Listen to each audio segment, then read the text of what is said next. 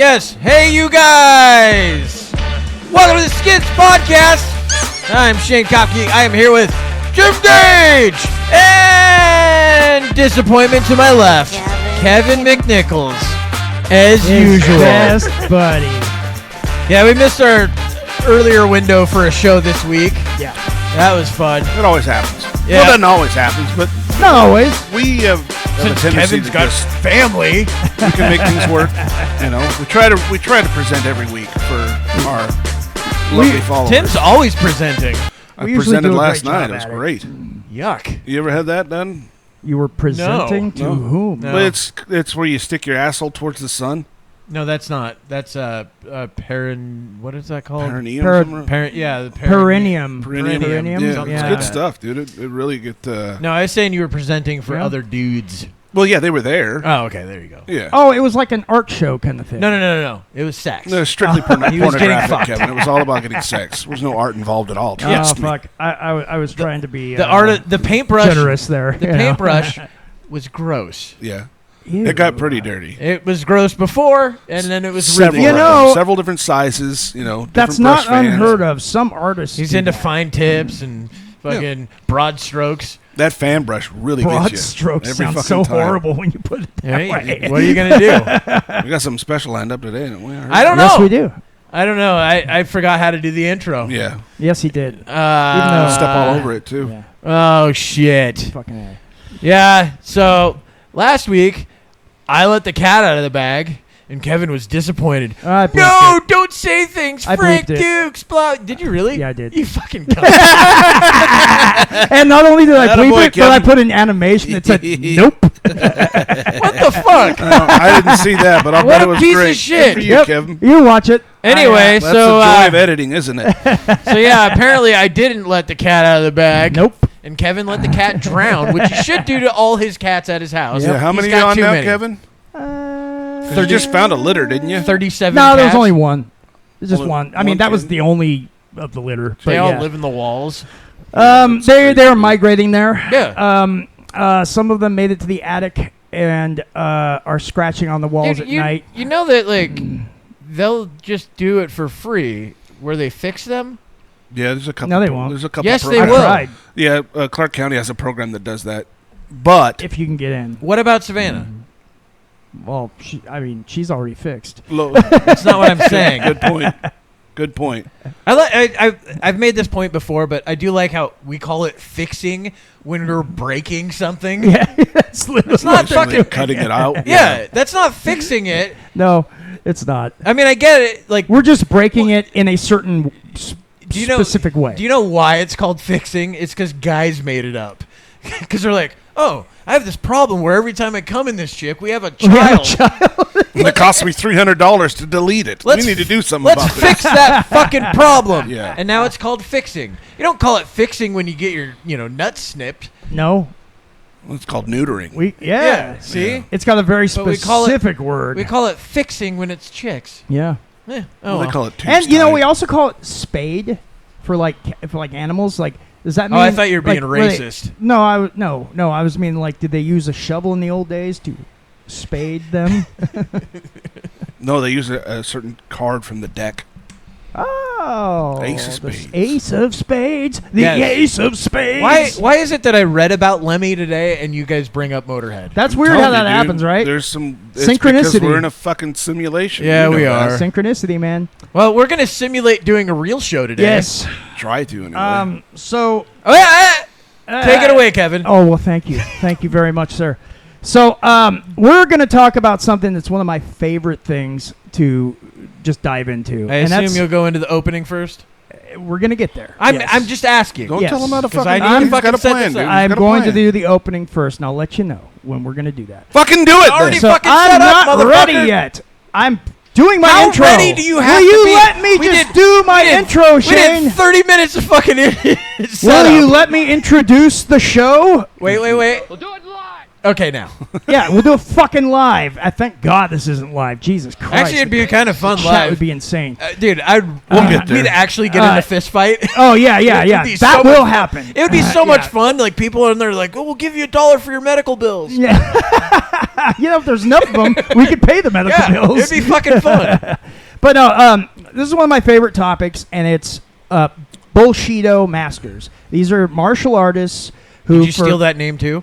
Well, it's a common term for this sort of thing. Just asking based on everything else. Everybody knows, most people know what a Bullshido Master is. It's a martial artist who makes wild, crazy claims. Yeah, definitely explain it. Could you let me explain it? Sorry. Yeah, thanks. So, Bullshido Master is a martial artist who makes wild and crazy claims that cannot be proven. And usually there's no records for the claims that they've made. And this stuff was easy to do back in the 60s, Absolutely. 70s, 80s, 90s. Early 2000s, it started getting a little tougher. Yeah.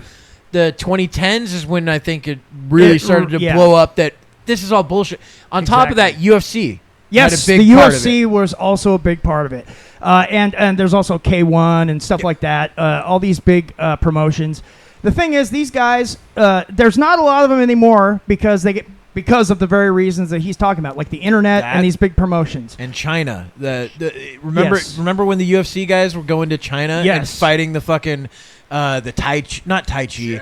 I think it was there was a Tai Chi guy too. Yeah. Tai Chi, the guys that literally thought that they could, or at least tried to explain to everybody else that they were able to use their mind force. Yes. Or use their chi. Or they knew pinch points on the body to knock you out. Yes. Or make you shit yourself. But none of them worked. No! It's fucking nonsense. And there's one specific guy in China, one specific MMA fighter. His name's I forget what his name is, but he went and made a point of going out and hunting these guys down and challenging them to fights. Yeah, wasn't that guy? He was the Chinese government destroyed his life. He was wasn't he an ex-pilot? Wee too low. I think. Yeah. Banging out. Yes. No, I know who you're talking about. They actually arrested him. They did, yeah, and they ruined his fucking life because he was making the Chinese traditional Chinese martial arts look really bad. Yeah, because he kicked the shit out of every one of these masters. I watched like 3 of his videos of fights. Yeah, and it's literally within the first fucking 2 seconds. Yeah. Quick. Like the second he hits the guy's like, oh shit, this is real. It's like the guy had never been hit before. It's true, because he never had. Yeah. Because he just has students that are paying, and they're like, well, if we beat this guy up, we can't learn anything. Or some of these, like another person we're going to talk about in another episode of this series, because we're going to do 4. Dillman, George Dillman. There's almost like this cult-like following around some of these guys where their students, it's cults. Yeah, it's a cult where their students literally believe in this so much that they go along with the bullshit. Yep. And yeah, they like if the guy puts out his arm, and they go wherever that arm is pulled. Yes, and exactly. It makes things that look like you need effort effortless.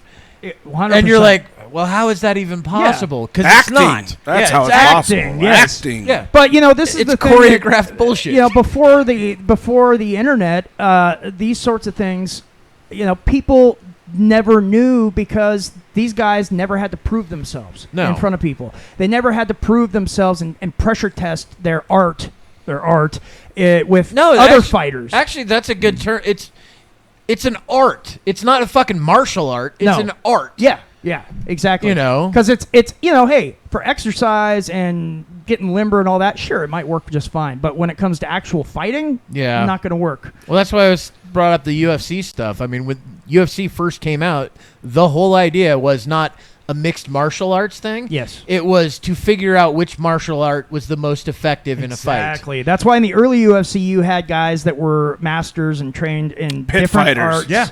Or a guy that just brawled. Right. Brawlers. It just said brawler. Yeah, you had kung fu guys, karate guys, all these different guys, judo guys, and they would all go head to head. And now we've got mixed martial arts. It evolved over time. Yeah, now it's just fighting. It's fighting, but it's a mix of all the stuff that works. Well, and almost everybody either has a strong wrestling background or a strong Brazilian jiu-jitsu background. Absolutely.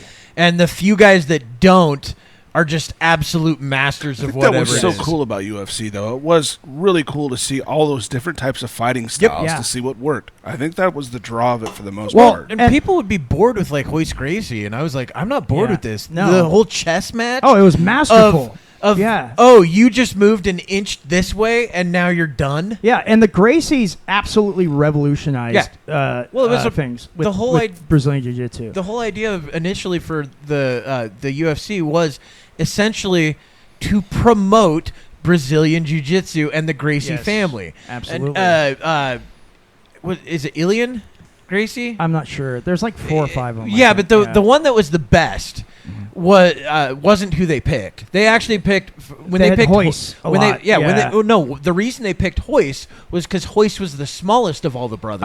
That's okay. And that they were like, sense. look, if we pick Hoist and Hoist wins this thing, it just shows even more because his brother is like, I mean, the levels are like Hoist Gracie's here, and his brother's like fucking eons beyond him. Well, and that's another thing that made Brazilian Jiu-Jitsu such an asteroid hitting the martial arts world was the fact that you could be, and in the early UFC they did this where they would have guys that were smaller facing bigger guys. Yeah, there was no weight like classes. There was exactly. They changed that. I mean, you got Tank Abbott. Tank Abbott was just a fucking brawler, but he was amazing. He was fun to watch. But that's the thing that was so amazing about Brazilian Jiu-Jitsu is that it didn't matter how big you were or how small you were, you could deal with anybody. Yeah. And I'm sure that there was like a specific point where size did outweigh skill. Yeah, sure. You know, if you got to like a guy that was like 500 pounds in all muscle. Some Brock Lesnar looking dude that just fucking... But we also saw him in the UFC. Yeah, but that was also when mixed martial arts was the big thing. It was far later. Yeah. If Brock Lesnar had started back in, early UFC because of his wrestling background, because those are the guys that really did the best early on. Absolutely. Yeah, either that or somebody that was good at throwing punches got an early knockout. Yeah. So those were your like the strikers. Two. It was either wrestling or jiu-jitsu that fucking won the match, or just a good lucky fucking hit him right on the button, guy's out. Yeah, the aggressive brawlers did really well. Like you mentioned Tank Abbott before. He was amazing. And he was... Ken Shamrock. Ken Shamrock, too. But Ken Shamrock mixed it up a bit, because he went to the ground, too. Well, remember, what was it, UFC 4? The main event of UFC 4, I believe is 4 or 5, something like that, but was Gracie versus Shamrock, and that went 35 minutes. Yeah, man. That was a 35 minutes. There's no breaks, nothing. I think there was an overtime, like if there was no decisive winner, because there wasn't a scorecard. No. It was, you go till somebody fucking submits or gets knocked out, or there's a stoppage. And this is long before UFC even became very popular. Yeah. Like, it wasn't even on regular TV. It wasn't on... I think they had pay-per-views. Yes, me and my dad watched every one of them illegally. And then most people saw this stuff. Shit. Most people saw this stuff on VHS or DVD or whatever, after the fact. We had a D-scrambler. Oh, lucky bastard. Yeah. We had the satellite dish fucking trying to find a shitty signal and then de-scramble it a little bit. Nice. And I'm like, oh, shit, is that a tit? Oh, no, it's actually a dude. Oh, God, yeah. That's how it was with porn back in the old days. You're like dick in hand and you're like, fuck. Yeah. I came to that. God damn it. You'd be trying to see the Spice Channel without a, subscription. But you don't know which channel it is? Yeah. It's just like fucking, it's just snow on the screen. Yeah. Every once in a while you might see a tit, You think. You'd think. You're like, oh, shit. No. It's might have been an eye. It's actually just a boil. Like, fuck. I thought it was an areola. This is the grandma's episode. It's like, But yeah, so this stuff is something I would say it's even a passion of mine to like. I like it too. To go into these bullshit martial artists. Like it's endlessly fascinating, and so we thought we'd do a segment, a show, special show every once in a while. Like I said, I've got 4 of these planned, focusing in on different guys. And we're going to start. Name them all. So okay, all right, I'll name them all. So this one we're doing Frank Dux, a deep dive. And the thing is, I left a lot out because Frank Dux is still active and still causing bullshit. Yeah, he's crazy. I got a little bit of the newer stuff, but I there's so much. Like this show would have been fucking 2-3 episodes if I would have gotten everything. I was gonna say you kind of gave me an idea on what I wouldn't mind doing one on. Just throwing the thought out there, the Donkey Kong dude. Oh yeah, dude. Because that guy's the Frank Dux of that fucking. We should do it. He's the Frank Dux of fucking old school video games. Yeah, we should do it. Oh, I definitely got the highest score ever. His name Nobody was saw it? Billy Mitchell, yes, right? Billy Mitchell. Yes. And I think the court case just finally wrapped up about 6 months ago. And Billy Mitchell's. I mean, not to get too far into the tangent here, but Billy Mitchell is a fucking crazy character. Like, he's always wearing this suit and tie. He's got this fucking long flowing mullet. He's had it for fucking 30 years. Like I said, he's literally the Frank Dux of the video game scene. He absolutely is the Frank Dux of the video game world. It's 100%. insane. And he's also still active today. Yep. He won't go away. He will not go away. And so this is the first episode of what I'm calling Masters of Bullshido. So we're going to focus in on some of the greatest would have been the known perfect time to characters, known people of the Bullshido world. And we're starting with Frank Dux. So we're going to open it up. Are we, though?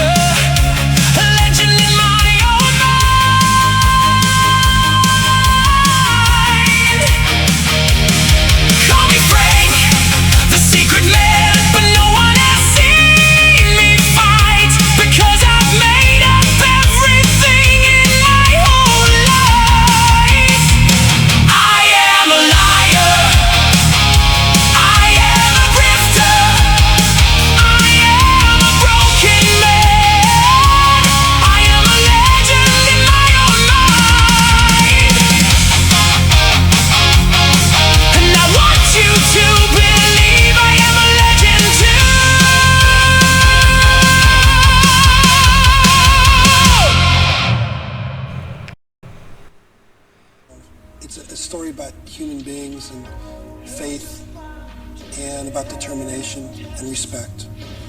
And that's what I've run my life by, and that's what this movie's about. Bloodsport, premiering March 4th, exclusively on Showtime. Okay, USA. USA. It's a cool movie. It is a great movie. I wouldn't say great. For an 80s martial arts movie, it was a lot of fun. Yeah, it was fun. I'll give it that. Like, Teenage Mutant Ninja Turtles was fun. Sure, yeah. Well, not a great movie. It launched the career of Jean-Claude Van Damme because he was struggling really bad before this movie. Yeah, he was the Predator. And yes, he was. The for first Predator for a moment. Yeah, when they were going to make it like a insectoid kind of thing. And he's like, wait, I'm not going to be in the movie? Yeah. We're like, not really. There's like set photos of him in the suit, and it looks terrible. It's fucking wild. But, yeah, so this is Frank Dux we're talking about. Now, Frank Dux, by the way, Bloodsport also launched Frank Dux' career. Yes. He was probably well known to like 3 people before that. Yeah. I think he was known in like L.A. and the San Fernando Valley area, kind of because that's where he lived, I think, at the time. But so Frank William Dux was born April 6th, 1956 in Toronto, Canada. His parents... He's a lying Canadian? Yes, he's a lying Canadian. His family moved to Los Angeles when he was 7 and grew up in the San Fernando Valley, and he attended Grant High School. Now, he also supposedly grew up on a street in L.A. where a ninja master also lived just down the street from Chris him. Farley. Well, nobody really knows. I think it was Chris Farley. As I understand it, and I think a lot of record books show, it was indeed Chris Farley. Yeah. Oh, okay. Well, and he was using he was just going by a different name, like had, Well, yeah, you remember his name in that. Oh yeah, it was I don't remember. I don't either. But White Ninja. Yeah. Yeah. Fat White Ninja. I think it was Fat White Ninja that he'd call him. And he would use fucking, like, what was it, salmons as his nunchucks? Yes. By the way, genius. Salmons are heavy. It's a funny movie. You could knock a guy out with it. Beverly Hills Ninja. You could totally knock a dude out with salmon that large. I believe it. Although the salmon I've seen are usually a lot smaller than those that they had in those that are some movie. big ass ones. Yeah. So Dux grew up on this street in the San Fernando Valley, and he was a young teenager when he met Senzo Tanaka, who also lived on his street. Now, Senzo Tanaka, I mean, at this time, Frank Dux was getting into martial arts, and Senzo saw him and decided going to be big. Yes, decided this guy he's got a lot of potential. I'm going to train him. And he brought him in and trained him when he was younger. Now, in the movie... Wax on. Yes. Wax wax off. on, wax off. It sounds familiar, doesn't it? Yeah. And now... Do a crane kick. Frank, at the time, I think he was training like karate and stuff like that. But... which is a real martial arts. Absolutely, it's a real martial art. And not the most effective, but real. But I will say this, there are some MMA fighters and other guys like Lyoto Machida who was great to watch. They have altered it to try to make it more effective for real fighting. Also, you'd never see Machida being the guy on the ground. Right. He was always stand up. Yeah. I mean, now he was weird. He'd drink his own piss before fucking fighting. But It's a perfectly normal thing. yeah, it's fucking Whatever so works, wild. bro. But he would do that because he thought it cleared him out.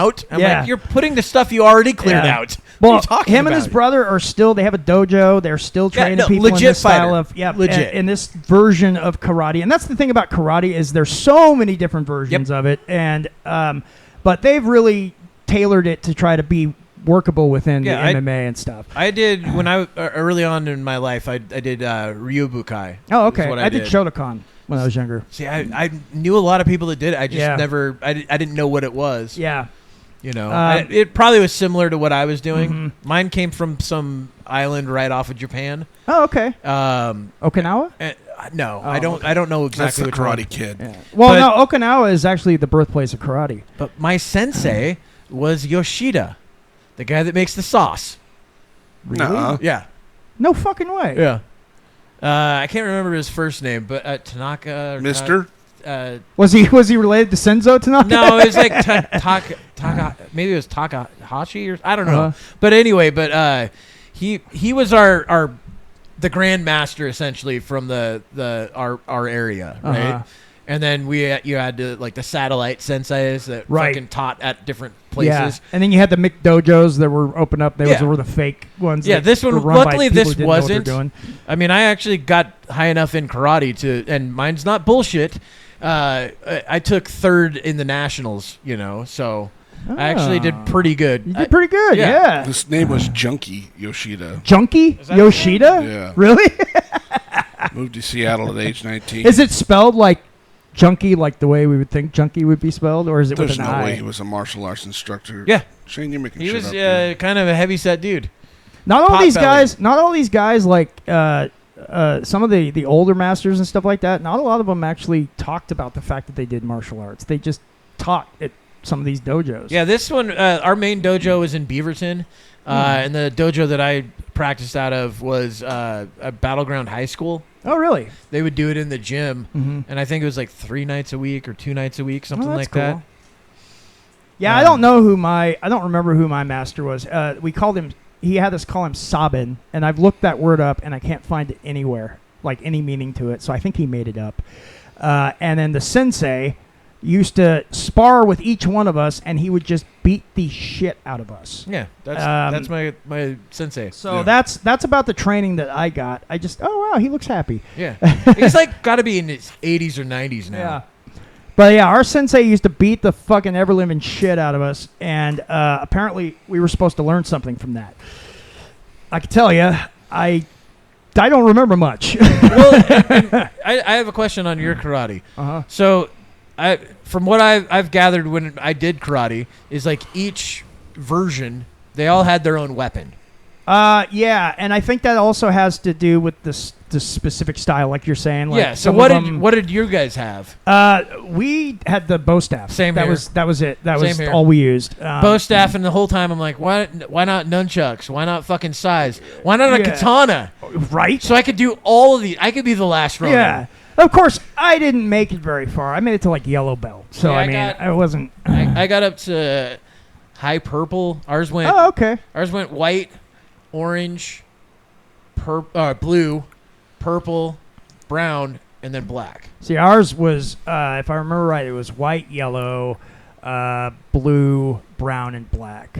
If I'm remembering it right, I might be missing one. We had It's one been a long more. time. We had purple. Yeah. You guys didn't have that, and our yellow belt was orange. Yeah. That's Okay. it. That's yeah. the only difference. Basically, yeah. And then exactly. we had, I think it was like 2 degrees on all of them until you got to purple. Then you had 3 degrees of purple, and then you had 3 degrees of brown and 4 degrees of black, Okay. I believe. I don't remember there being degrees except for in black in the one that I was in. Yeah, see, so we did it. yeah. And then they all do it so differently, Yeah. you know. Well, and that's the thing. You can, so if you're one of the Bullshido guys, Yeah. what you do is you have 5 or 6 levels on each one because you pay for each fucking Yeah, test. yeah. Do you know what I mean? Exactly. Like you're paying more. Uh-huh. So if we put 6 degrees on this, instead of you paying Gonna make 4 more money times, off this guy. you're paying 6 times. Yep. Those So- are those McDojos. Yeah. So back to Mr. Frank Dux. Now, he claimed that Senzo Tanaka trained him in ninjutsu, and that he also took him to Masuda, Japan, to train him with the masters over there. We don't know if this actually happened, but we'll get more into Senzo Tanaka later. Now, Frank eventually opened up schools in Los Angeles. He had a couple of them back in these days, back in like the 80s or so. And this is when he met people like Sheldon Lettich and others. Sheldon Lettich was the director of Bloodsport and many other movies like Lionheart. He directed another movie called Firefight, which we're going to talk about because that was his first film, and Frank Dux is in it. It's the first time Frank Dux ever appeared in a film or anything. It's just Frank Dux punching a bonfire for 2 hours. And so it was like a short Vietnam film, and Frank Dux later used set photos from this in his book, claiming that they were actually photos from him when he was doing His CIA secret- missions Oh, and shit like that. Which Sheldon Ledge, we're gonna get to that. Sheldon Ledge is gonna talk about this, and he's also gonna talk about. Are we though? I don't Yes. think we are. We I are. don't We know. are. I've got a sick so- feeling we're probably not going to get there. We You are know, going you to can get talk there. too. I Yeah. have no idea what the fuck any of you guys are talking about. So You know what this sounds like, though, to me? Like, we've met these people before. Oh, where yeah. they take a real thing And they then take- expand on it Yes. as much as possible. Or yeah, they'll take something that's true and then they will twist things. Yeah. And usually in their favor. Well, and usually what it does, you'll recognize this, but it'd be like you're watching a nature thing, laying in bed with your chick, and then all of a sudden you have a story of fucking killing a mountain lion that was attacking you while you were fucking her with a crossbow.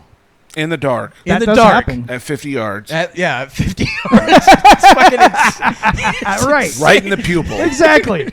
Yeah. And you have it mounted somewhere, but you can't tell anyone. Some of our listeners know exactly who we're talking There's about. and there's never any actual evidence No! other than that person's word. But I do believe that it came from a real place, but it Yes. was watching the Nature Channel while hanging out with my girl. right. And so Fine. and Frank has done this so many times throughout his life and career. So Well, yeah, He 'cause was- actually in the military. he was in the military. However, So if you expand look on at, that. yes, he was correct. He's not lying about that. But if you look at his military records, which are public, he was a wireman. And he was. What does that mean? Basically, he dealt with like communications, like Oh, okay. wires, wiring for communications So and he's things like that. basically an engineer. Yeah, essentially, yeah. Yeah. But he specified on this one thing. Yeah, you know? I mean, I don't think you'd be considered like an actual engineer No, in the military yeah. because engineers did like explosives and built bridges. Yeah. And you got to remember this was in the 80s, or Yeah. 70s actually, when he was in the military, I think late 70s. So, the technology was different. And the CIA, right? So that's another thing. He claimed that he worked under the CIA head at the time, which was William Casey. And William Casey has come out and said he doesn't know who the fuck this guy is. Well, now, yeah, he's got to because it's a cover. Of course, it's a cover. Yes. Duh, Kevin. He claims that Don't believe all of his everything you hear. military experience and all of his records are all just doctored and everything. So there's no way to prove any of this. Well, yeah, because you got to redact some stuff. So Of if you course. redact it, I could put anything under there that I want. Yes. Because you don't know what it says. So now, Bloodsport came a little later. Now, Frank Dux, like I said, he was hanging out in L.A. and stuff like that. He was meeting people within the film industry because he was kind of trying to get into it in some way. And he ended up becoming. Well, he ended up meeting a lot of people. I mean, he became friends with Van Damme. He became friends with, early on, he became friends with guys like Sheldon Lettich and many other directors and other people, producers and stuff. And he ended up becoming a stunt coordinator. And he was a stunt coordinator on several films. And the people that worked with him said he was actually really good at it. Man, I hope Gene LaBelle beat the shit out of him at some point. No, but we will get to a story about Gene LaBelle. Still don't think we're going to get someone there, else.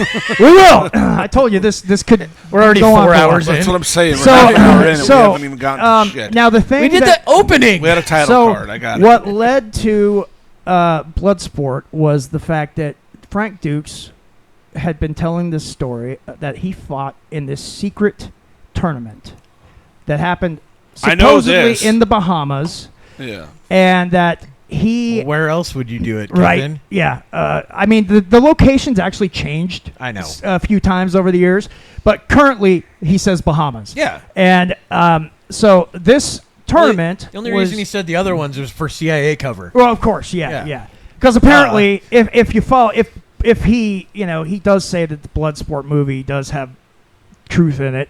That, like what? It was That- involved that the military or CIA were also, like in Bloodsport, they're Look. chasing Van Damme around trying to get him to come but back. I think what it is the only truth in it is they casted Jean-Claude Van Damme. That was true. Well, yeah, That's is true. Yeah, They did cast him. So he was telling this story to these guys because these guys were his buddies, and that he fought in this secret tournament that happens only every 5 years. Nobody knows about it except like for unless Mortal you're Kombat. invited, doesn't it? Which is actually one of the places where they the got it. influence Yeah. of Mortal Kombat comes from Frank Dux. Yep, that little Big Trouble in Little China or whatever. Or what is it? No, I think you're thinking about Showdown in Little Tokyo, but there wasn't a tournament. No, Big Trouble. It's the other one. It's Big Trouble. Well, that's the one with Kurt Russell. Yes. That's Kurt Russell. That's the one with the fucking lightning. Oh, guy. yeah, that's the guy. rated. That's where they got Raiden from. Yes. Yes. They pulled all kinds of influences from stuff, but the whole idea for Mortal Kombat absolutely came from Frank Dux' Kumite. Yeah, they That wanted was the to influence make of it. a game about Jean-Claude Van Yes. Damme. And That's where Johnny Cage Johnny comes Cage. from. That's why the original Johnny Cage looks just like Van Damme. He's got the same red sash and everything. That's why now in Mortal Kombat 1, you can actually get the fucking skin that you're Jean-Claude You're Van Damme. Jean-Claude Van Damme. I didn't know that they did that. No, you came over and played it once. Oh, I didn't know. Yeah, I didn't realize that was Van Damme. I showed oh, it. Shit. It's fucking awesome. There's a lot of influences. That's one thing you can say about Frank Dux. Regardless Definitely. of all the lies and everything, Yep. he has absolutely influenced pop culture. Yeah, he definitely influenced the culture around. And You know? I wouldn't have it any other way. I love Mortal Kombat. I love all this kind of stuff. So I'm glad Frank Dux lied his ass off. Look, sometimes a big lie, brings people together. Absolutely, absolutely. So he was telling this story about this tournament he was in, and that he had a trophy and everything, and they gave him a sword, and that he had to sell the sword to save like orphans that were kidnapped by pirates. So he doesn't have the sword anymore. That and makes it sense. turns out that in the opening, if you caught it, there's a picture of him with a trophy, and that trophy is supposedly It's a bowling trophy. Yeah, well, he did have it made at a trophy shop in L.A., and he claims that is the trophy they gave him for the Kumite, and. Why would they have a trophy for that? That doesn't You even would make any think. sense. I mean, It's apparently a they give him a secret sword. underground. Right. But we're gonna give you a trophy. We're gonna give you a trophy and a sword. That makes sense. No, the sword makes sense, but yeah. But the so, trophy doesn't. Trophy, sword. People went and actually looked into records and stuff and found out that he had it made at this course. trophy shop in somewhere in like L.A. or And somewhere. Back then especially, you could easily do that. No one could find. Generally, no one is gonna find out. Yeah. I mean, you could just say, "Oh yeah, I won this in the tournament," and a lot of people believed him back then because, I mean, back in those days, like, there was no way to verify that shit. No, it was either you just didn't believe him at all, or you believed him. Like, I'll take your word for it. Yeah, and well, most master people, storyteller is what it sounds like. Yeah, that also helps. And he is a damn good storyteller. He's been doing it for a long time. So this was what Not long started. enough, Kevin. This was the impetus of Bloodsport, which was filmed in 1988, and Bloodsport catapulted not only Frank Dux to fame, but also Jean-Claude Van Damme. And from there... You should drink some water, dude. You got, like, foam on your mouth. Oh, he's doing a lot. From there, you got everything went crazy. Because that's when Black Belt Magazine and the LA Times and others came to Frank Dux, knocked on his door and wanted to know more about this secret tournament that he was talking about. And the problem is he didn't have a whole lot of evidence to show him. So... No, and I haven't gotten my story straight because I've only told it to like 3 people, and it's easy to keep it, kind of under wraps at that point. Right. And so Black Belt Magazine, this is known that it's the only article they've ever written where they actually had a disclaimer in there saying, we cannot prove any of the claims made in this. It's the only article in their history where they did that. Yeah. Because all of his Such a claims piece of were shit. so crazy, because he was also in the Black Belt Magazine article, he was talking about his time in the CIA and the military being the secret man, which is why he wrote a book later called The Secret Man. Well, I mean, generally, detailing his time. These guys in the CIA don't come out and just start telling everyone everything. No, they don't. They're not supposed to, but Frank apparently did. So he wrote a book, and he was also on a TV show. So now first, we're going to give a little expose on Frank Dux. This is one of the earliest TV exposés on him, right after Bloodsport came out. Oh, Tim's finally back on the show. I mean, this one's too long, too. Meet Frank Dux, the first American to win the Kumite, a deadly martial arts competition where the only rule is to win. Badass. A lot of people liken it to a human trying really hard. cockfight. You've got to understand that Asia is lined with one secret society after another. And that's probably why the event has been kept secret for so long. And just how did an American enter the secret world of the ninja? At By 12 making and a it half, up. Frank had no confidence in himself, and he wanted to be the best at something. Then he met Tanaka, an ex-Kumite champ. In a relationship that transcended both culture and the centuries, Tanaka passed down the ancient secrets of the ninja. Techniques that date back 2,000 years to the time when Genghis Khan ruled the Orient and the notorious ninja warriors roamed Japan, earning the reputation as the world's first secret agents. I'm not in a position to deny or confirm anything at this point in my life. All I can tell you is I'm not the type of guy who kisses and tells, and I took an oath. Until about 10 years later. How much of the movie follows your actual story, and how much goes off on a path? It's very important to note when you make a movie, obviously, that you have to please visually. Mm-hmm. And in the sense of the visual, they have certain idiosyncrasies that are not in line. But the spirit of the movie, the spirit of the event, the spirit of the fighters is 100% the truth. So, as you can see, I mean, he's just right there. He's saying, oh, well, yeah. I mean, basically, without saying it, yeah, I made all that shit up.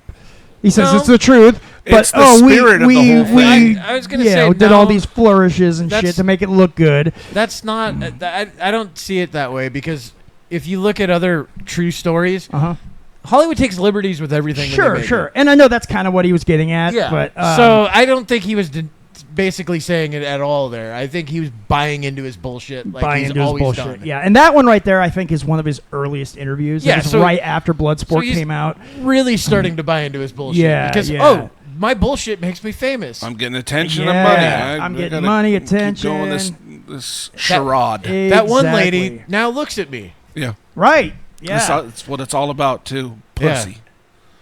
Absolutely. And you'll see that... Yeah, his book should have been called Secret Pussy. Yeah. But so It worked pretty good, too. So Frank, Bloodsport, like I said, it catapulted him to fame. And he But it became... did bring us Jean-Claude Van Damme. That's right. So Jean-Claude Van Damme made some great movies, and after this, they worked together for many years. what's the one where he beat up a snake? Hard Target. Hard Target. I fucking love that. That's movie. One of my favorites. That's when he had that amazing mullet. Yes. Yep. Yeah, dude. Yeah, that was a great movie. So and he fucking stood on a motorcycle. And yes. Shooting Such people. a good fucking movie, dude. Great. He's notorious for having big-breasted hot women. And absolutely. Yeah, I love that as well. That was like at his peak, man. That brunette in it was pretty fucking damn, hot. with her stunning eyes, all that. Just trying to find her dad. Yep. Yeah. So then Frank Henriksen. Yeah, Lance Henriksen. No, it also had he was the bad guy. It was great. Diabetes. Yeah. Wilford Brimley. Wilford Brimley was in that bad boy. Did you know Wilford Brimley in that movie was 23? 23. He was born with that mustache. No, but I mean seriously, God, what was the movie he did in the late 70s? Cocoon. Cocoon, yeah. He was like 43. Really? Yeah. Holy shit. Dude, that's the thing. Back in the day, people looked older. Way older. Than their age. Like, someone in their 40s, like, we're all in our 40s. Like, someone in their 40s back in the 80s or 70s. Yeah, they looked like they're keeper. 60. Yeah, they looked like they were going to go. And I don't know is it just the diets? Was it the fact that they were all chain smokers? It was the fact that back then you actually had to work. Yeah, that's like true. You did physical shit, yeah. you know, for wore the you most out. part. Yeah. Yeah. So, this is where Frank really started getting attention, and people were knocking on his door and wanting to know about this Kumite. And then, because of that, obviously people started digging into the Kumite, the information he was where given. You go, oh, fuck, I didn't plan this part. Yeah. I don't think Frank was expecting it to become such a big deal. And no, because he told a couple friends, like, at a party, and they're like, hey, let's make a movie out of this. Like, yeah, that sounds good. Let's do it. He's like, oh, shit, I'm going to fucking impress this lady over here. Yeah, right. See, it's all pussy. Hey. I'm going to try to impress this lady, so I'm going to tell these dudes that I did this fucking crazy thing. Now, to Frank's credit, everybody that worked on Bloodsport said, because he was the stunt coordinator on it, he helped coordinate all the fights. Yeah, and maybe he knows he did a good job. Arts, yeah, and know. I mean, that's actually, him being a martial artist is not what's in question.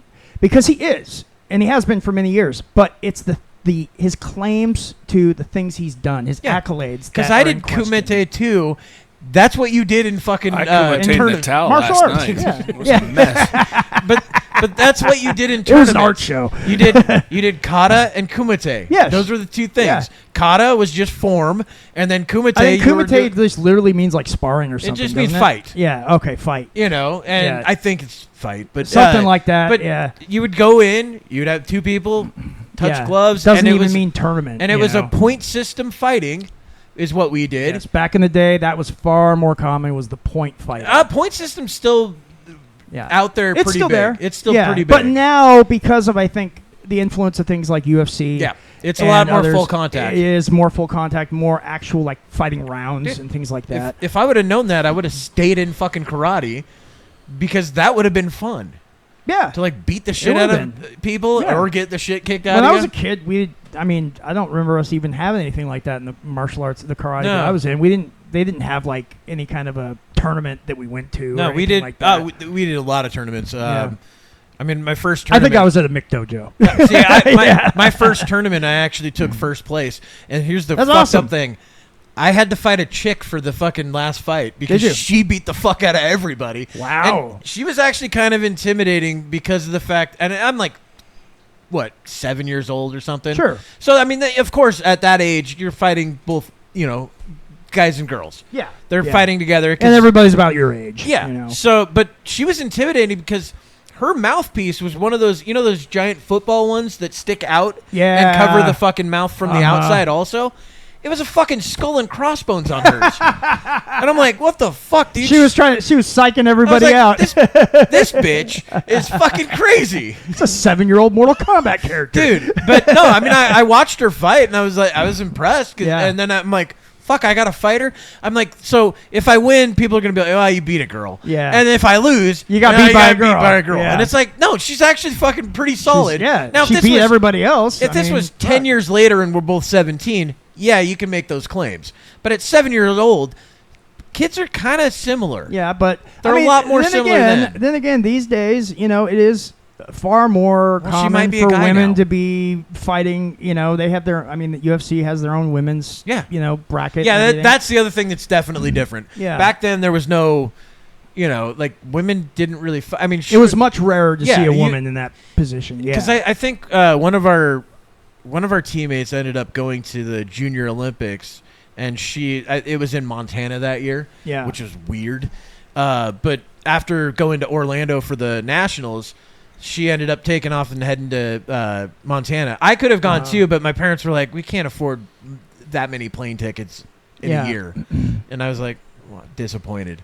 So I hate you, Mom. Yeah, I was like, you guys don't do anything for me. Yeah.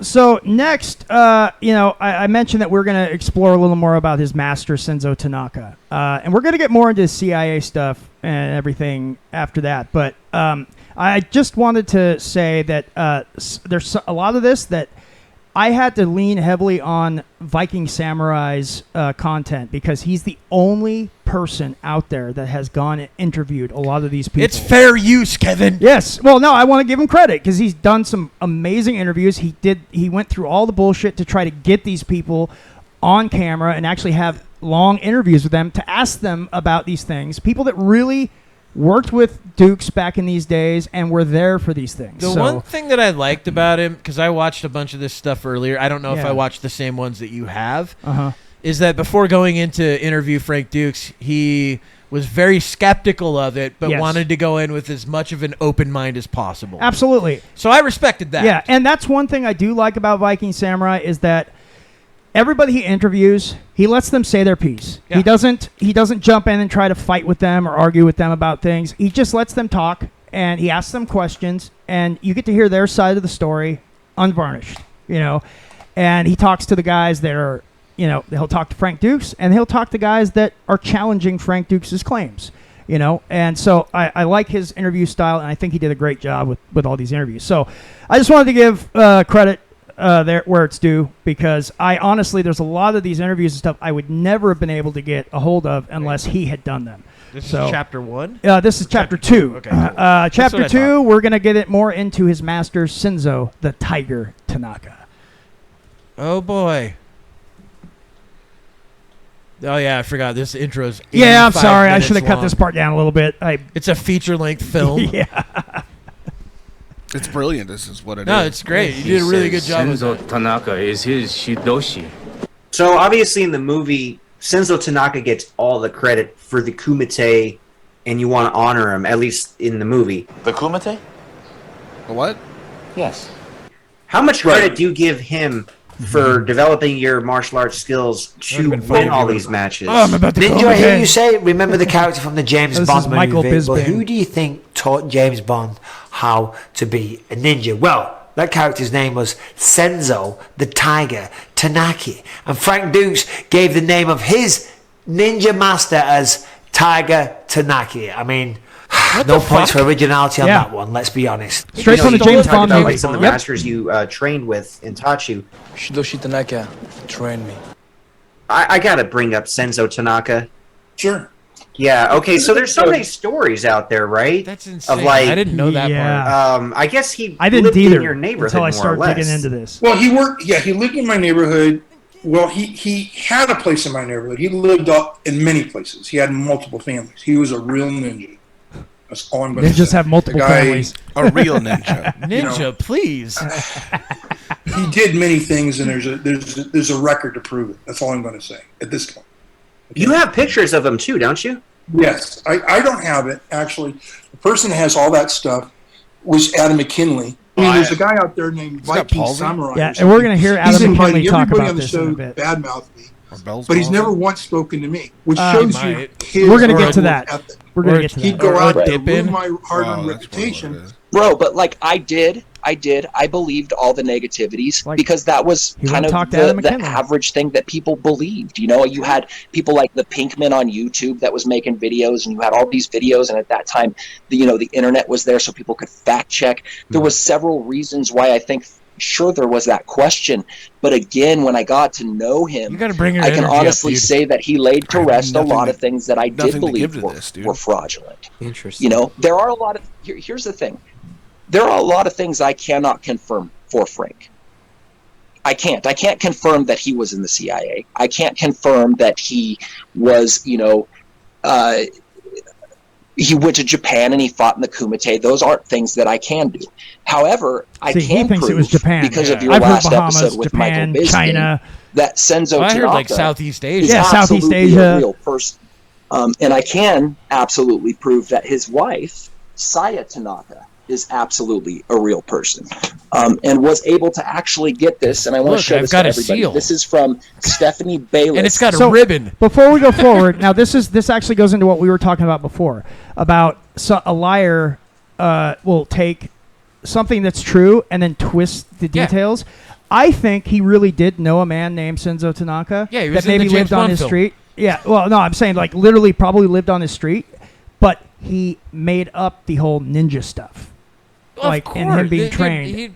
He knew a guy named Senzo Tanaka that lived down the road. And it might have been a guy that knew a few karate moves. Maybe. And he's like, look, dude, if you do that, if somebody comes up to fight you, stand like this. Senzo Tanaka probably actually told him, I was a ninja and made up a whole bunch of stuff too. Of course, that could have easily been the case. Could have been. Yeah, this is my history. I can't tell you too much. But I think that's what happened because they did find this guy, Adam McKinley, did find proof that there was a Senzo Tanaka living down the street from Frank Dux when he was a kid in the San Fernando Valley. The guy did exist. Now the question is, was this guy a ninja master? Yes. Don't know. No evidence of Prove it, Kevin. Yeah. Kevin. There is no way to prove it. That's what I'm saying. So it's true. Nobody can prove it. The way burden of proof works here is prove me wrong. Right. Mm-hmm. Instead of I have to show you proof of what I've actually done. Yeah, and usually it's the person. Usually it's the person. Prove him wrong. Yep. Usually it's the person that makes the claim that has the burden of proof. Nope. I guess not here. No. The archives director at National Archives.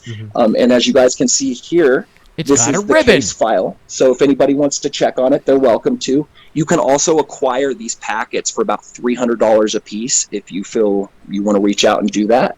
But this is why the fuck is that the price for every fucking group of papers that you get from the government? I'm serious. Literally, it's $300 for everything. Yeah, it's always super expensive. No, it's just that's the number. Like when I got the house to transfer it to me, it was $330. Really? Yep. Maybe that's they got like a baseline. I think that's the baseline. Yeah, it's like $330 Uh-huh. outside of Cars. I think Cars is the only place where they don't do that. Huh. But every other fucking piece of paper that you need to get from the government, they're like $330, dude. They just want their end. Well, they don't have enough, Kevin. Apparently not. Times are hard. Oh, times He's are got so a poster hard. Ninja Assassin behind him. Yes, he does. Oh, yeah, that's a good movie. He's also got Rambo. Oh, he's got a lot of good stuff back there, man. Rocky. Yeah. Actually, I kind of want to see that new Rocky movie. There's another one? Nope. What? This is the movie about the making of the movie. Oh, it's a documentary. It's not a documentary. No. Oh, it's a movie. It's a movie about making. I see. Okay. How Sylvester Stallone was basically destitute. Yeah, he was. Fucking was like, this is my last chance. He wrote the script in like 3 days. Yeah, he literally 3 days. In his like shitty apartment. Yeah. And apparently he was supposed to, if he got 1 day off schedule, they would fucking kick him off the movie. He was always on schedule. It really is crazy. That's why I want to see it. Sorry about the tangent but seeing the Rocky Rocky's thing up there. not only a great film, but I mean, I've never seen it. I've seen the second one. Never seen the original? I've never seen the first one. Oh my god, man, you gotta watch it. I think I've seen 2 and 3, and then the newest ones. Yeah. The or Creed at least, ones. Well, the first Creed. I didn't see the second one because Sylvester Stallone's not part of it. No, he is. He is because Dolph Lundgren comes back. But they kill him off. Well, but still. Sorry for the spoiler. But he's still in it, you know. Because it just made he's the Mickey to Apollo's son, you know. Yeah. But then Dolph Lundgren, you know, Drago comes back with his son. It would have been great if he just came in as the Punisher. That would be pretty cool. All right. He was the original Punisher. Yeah. He was the original. Yep. It would have been awesome. He just walks in with a skull shirt on. And the file folder title for Senzo Tanaka. So I just want to reach out to everybody and let everybody know that Senzo Tanaka is indeed a real person. I know that guy's an actual martial artist in the area that Frank said he did. And there is one thing that I wanted to point out to everybody. Me neither. When we got these files, I did not let Frank see these files. Okay. When he initially came here and he stayed here for the week that he did, and we trained, we asked him some questions, and they were kind of questions that we felt we needed to ask him because we were able to confirm in these packets. Okay. One of the questions we asked him was, did Senzo Tanaka have any scars that kind of stood out to him? And one thing that was really particular that really stood out to me is Frank seemed to know that this Senzo Tanaka in this packet, without knowing I had this packet, had a scar on his thumb from when he used to draw his sword or his katana. Interesting. And so Frank actually knew that. That was something we did not even have to even push towards. We asked him, and he specifically mentioned the scar on the thumb. So if Frank is lying, then why do I have a packet coming from National Archives that's been okayed by the National Archives director that's stating that this man is indeed real? And why was Frank able to pick out a scar on that particular place on the body? That Frank did his research too. That's real quick, Adam. That is very interesting. But what does what does like that packet say about him? Like that, does it say what he did for a profession? Does it say like secret ninja? Yeah. So here, I'll show you guys. We'll fan through it a little bit. And this is where I think Frank could have actually known this man and maybe did see his scars and all that stuff, but he twisted the truth. Well, yeah, it's like somebody that, I met this celebrity, right? And then you tell all your friends, we went out and we had drinks. He sucked my dick. Right. Yeah, and my dick was sucked. Who knew? The guy's very gracious. Yeah, it's like... I do that to all the fans. He loves his fans. Like, he loves his every fans. fan.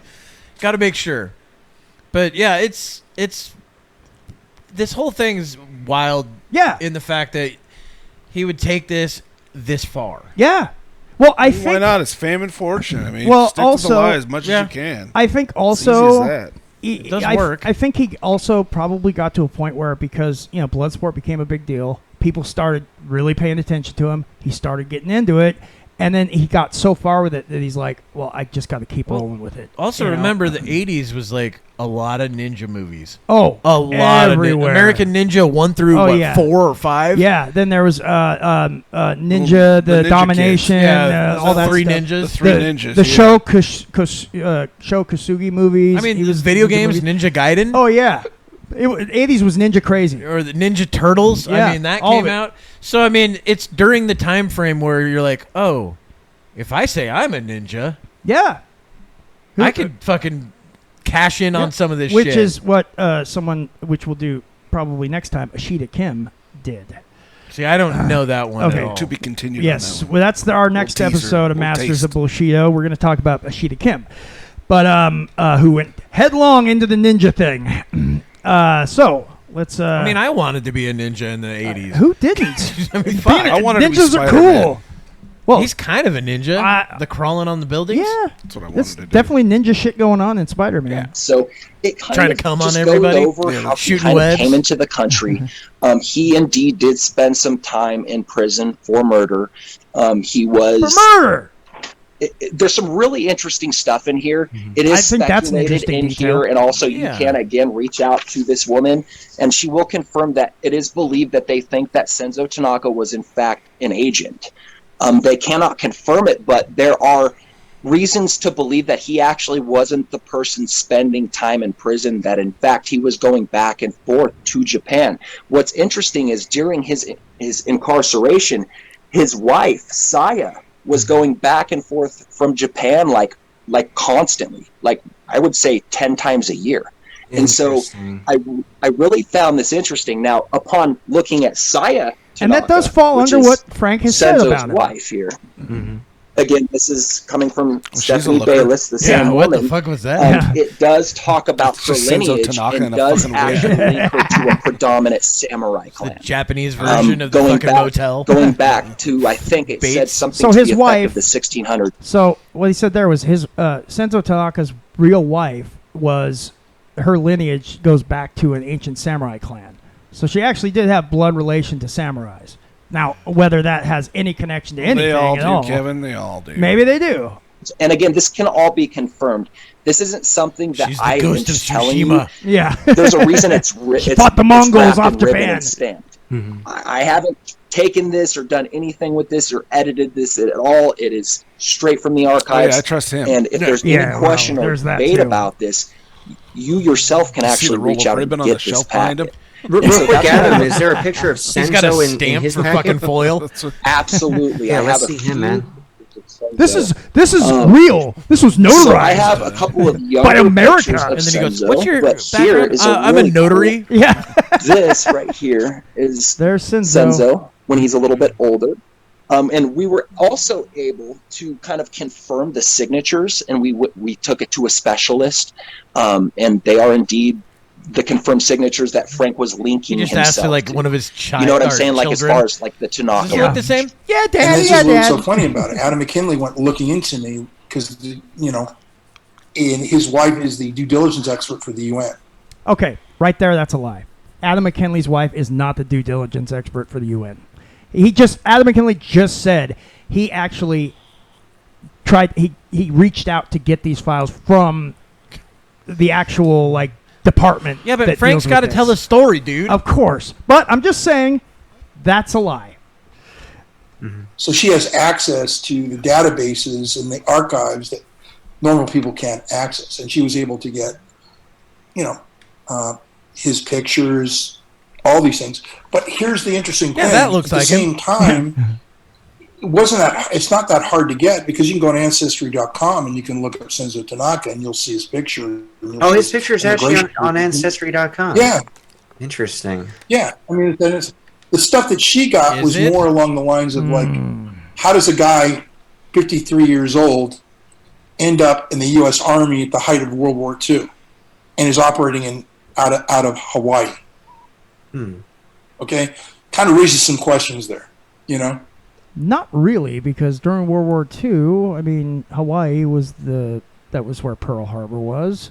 There was a lot of activity there. That's where a lot of our ships were. So, I mean, it made sense if somebody that was in the military during World War II would be at Hawaii.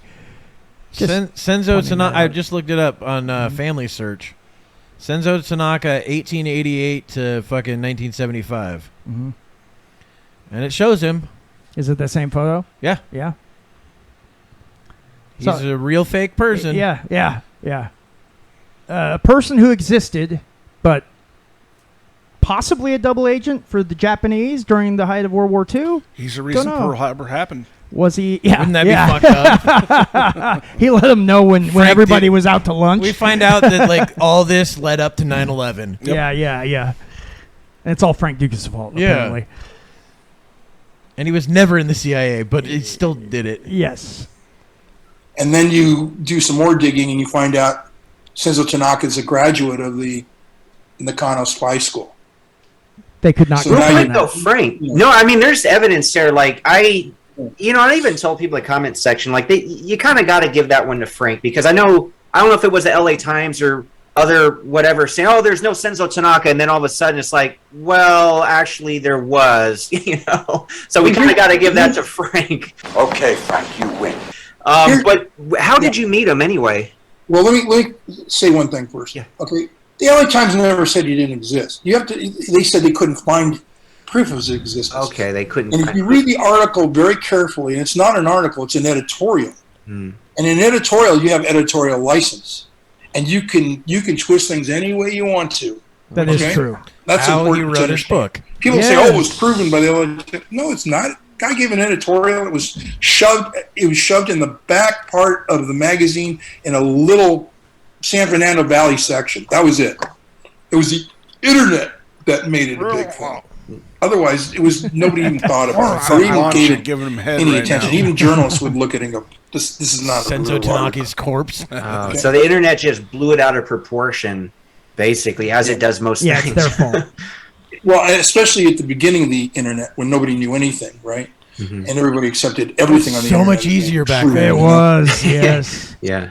So that people didn't ask questions. But it never said that. He said that the LA Times said that they could find no proof of his existence, which I found odd, and it was pointed out to me by Adam that at the same time when he said this, the same LA Times was publishing a list of all the victims of the Japanese internment camps in America, and Senzo Tanaka's name is there. So they're speaking out two sides of their mouth. Let's see if that's true. You're not speaking. How did you actually meet him, though? You didn't Yeah. try to steal his sword like in the movie, right? And we'll get into why he's like that. Well, I met him through. It's a long story, but basically, he came and saw me participate in a jiu-jitsu Pause for a tournament. second. You have fighting spirit. So for AI overview, there is no verifiable historical record of a martial artist named Senzo Tanaka being held in a World War II Japanese-American internment camp. Interesting. Yeah. Yeah, and Adam McKinley didn't mention anything about that either. No, I think Frank's just doing his add-ons. Yeah. He's doing fucking liner notes in the middle of a fucking... Yeah. In the middle of a scene. It's what he's very good at it, and that's one thing I could see why people would believe him, because he is very good at spinning a yarn, and it's how tall tales start. Absolutely, and especially when you're using truth and twisting details of that truth, it makes it even more believable. Again, a master storyteller. Damn right, yeah. Okay. And this is after this is after I had gone to see the Black Dragons. This one's almost done. Then we're going to move into there's a story behind that too. Dragons. But essentially, I was invited to train with him and his nephews at that time, and so I did. And that was basically it. As a favor to other members of the Black Dragon Society who were trained by Senzo Tanaka, John Keane was trained by him, Lawrence Day, Michael Felkoff, Ernie Reynolds. I'm trying to think of some other names right now offhand. You just made all those up? I can't. John Smith. I ran into him a couple times. I'm not sure. Derek. Joe Smith. On that one. There's a lot of Smiths. John Doe. He was him. They big influence on me. He's the and reason his wife, Jane. Keane, basically called Jack his and group Jill. the Black Dragon Fighting Society. Going up a hill. Tanaka was a Black Dragon. He's See that his claim. buddy We're going to talk about that. was Major Takai. He was a Japanese major who was arrested in Chicago as a Black Dragon for spying during World War II and was put into custody in 1943. And some people think that Tanaka was actually a double agent, and actually that's how they knew he was an agent. Interesting. All right, so some of the things that Frank said there, especially when he's talking about Tanaka being a Black Dragon. So the Black Dragons, a little bit about them. They're a martial arts society that was started in the 70s by Count Dante. Count Dracula. Count yes. Dankula. Count Dankula. And the thing is that Frank says that Senzo was a Black Dragon back in World War II, from at least back then. And he had been involved with them ever since. They didn't exist before the 70s. Well, that you could say maybe, because maybe that's when they got found out. So now, yeah, sure, we started this year. Yeah. It's kind of like Bohemia Grove. Like, nobody knew about it. Oh, no, we just started that thing. Yeah. I mean, there is that chance. Also, I mean, could there be another Black Dragon martial arts society in the world? It's probably a common Possibly. name. It is very common. So maybe he's talking about a different Black Dragons than the Count Dante one. Yeah. However, still weird. Frank Dux, today, now he says that Tanaka brought him into the Black Dragons. Now, what's interesting is that the Black Dragons that Frank Dux is a part of, Ashita Kim is also a part of, it's the same Black Dragons that Count Dante started in the 70s. So, I don't know. I mean, could there have been another Black Dragon Society? Absolutely, there could have been, but he happens to be in the very same one that Count Dante started. I mean, this whole thing almost reminds me of the space exploration programs that we had for children, where, like, you know what I mean? Where one person comes up with it, and then the other people are like, yeah, that sounds cool. I was part of that too. Yeah. And then that guy goes in and goes, no, this is my intellectual property. Right. Yeah. You can't fucking take that from me. And it's like, wait, so did you make this up? Well, and then he's got this weird disclaimer where it's like, it's my intellectual property, so if I expand on it or don't, and you can't touch it, but it's like, but is it real or not? Because you can't have intellectual property. I don't if it's care just real. if it was your intellectual property. My dad was an astronaut. He walked on the sun. You can't take that away from him. This is interesting. Count Dante born John Keehan. Yes, John Keehan. That's the correct. I don't know if I'm going to be stepping over your father. No. Stuff, but you got it. Yeah. He was a former hairstylist. Of course. Yes, he was. successful tournament promoter and adopted the name Count Juan Rafael Dante. Like Don King. I don't know if you got a picture of him or not, but the guy had some ridiculous facial hair. Oh yeah, he was just a fucking absurd-looking fella. Let me see if I can bring up a photo of Count. Do you Dante need the fucking keyboard? Yes. Kind of knew this was gonna happen. That's all right, but I thought it was interesting. I pulled it up on my phone, and just some of the actual because apparently he'd put a lot of his ads in comic books about the Black Dragon. Yes, he did. Promoted himself as like the deadliest man alive. Oh, it was amazing. And this guy and his students would like raid other dojos, and like one guy got killed during one of these raids. But he's an absurd-looking son of a bitch. Oh yeah, this fucking guy. Hey, he looks like a stage, like a stage play guy, like a villain. He does look like a fucking villain. Look at that. He was a villain. I mean, he was a nut, you know. And look how tough I am. But yeah, see right there. There's the Black Dragon logo, and that's the same Black Dragon logo from the Black Dragons that Frank Dux is a part of today. Very same. So I got to get a shirt like that. That's nice. This is a pretty cool shirt. I will give him that. Not sure about it's the hard hair, to tell that that's even a dragon. Oh yeah. Here is one of his. Here's one of his. These are ads that he puts in comic books. Actually, I'd go back. You'd be able to read it. Count Dante is the undefeated Supreme Grandmaster of the fighting arts. Count Dante won the World Overall Fighting Arts Championship, Nimi Septide Division. I don't know what that says. After defeating the world's top masters of judo. Scring? I don't know what that is. Wrestling, Aikido, karate, Aikido. There's a couple of those I've never even heard of, etc. They just put etc. there. Well, there's more than that. In death matches, on August 1st, 1918, the leaders sentient of fighting martial arts crowned the Count the world's deadliest fighting arts champion and master. Wait a minute, 1918? Yeah. On August 1st, 1918. Oh, well, look at this. That says 1918, but this one says 1967. That sounds a bit more realistic. I didn't even know they had fucking comic books back in 1918. There's alternate versions of this where they the man in the high castle's been fucking with it. Yeah, no shit. We got an example of fucking the Mandela effect right here. How wild is that? So yeah, these were the kind of ads that you would see in old comic books back in those days. But that makes sense though. Comic books and porn mags were where you put weird fucking shit like this. They had all kinds of crazy shit back then. Like they had like what was it like stuff that would give you muscles in like 3 days. It was either whatever. In those magazines or like Soldier of Fortune. Yeah. You can get the X-ray glasses. You can see through people's clothes and shit. Of course, supposedly. That works too. So yeah, that's Count Dante, and he is the actual, at least on record, the actual originator of the Black Dragon Society, which again is the same Black Dragon Society that Frank Dux and Ashita Kim are a part of it's to fake. This day.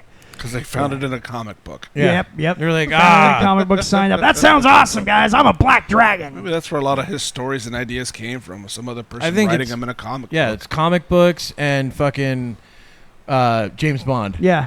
Like, someone tries to rob him. He's like, you can't rob me. I'm a Black Dragon. Guy's like, Black Dragon. I gotta go. I gotta get out of here. Well, I remember there was the Red Dragons. That was like in British Columbia.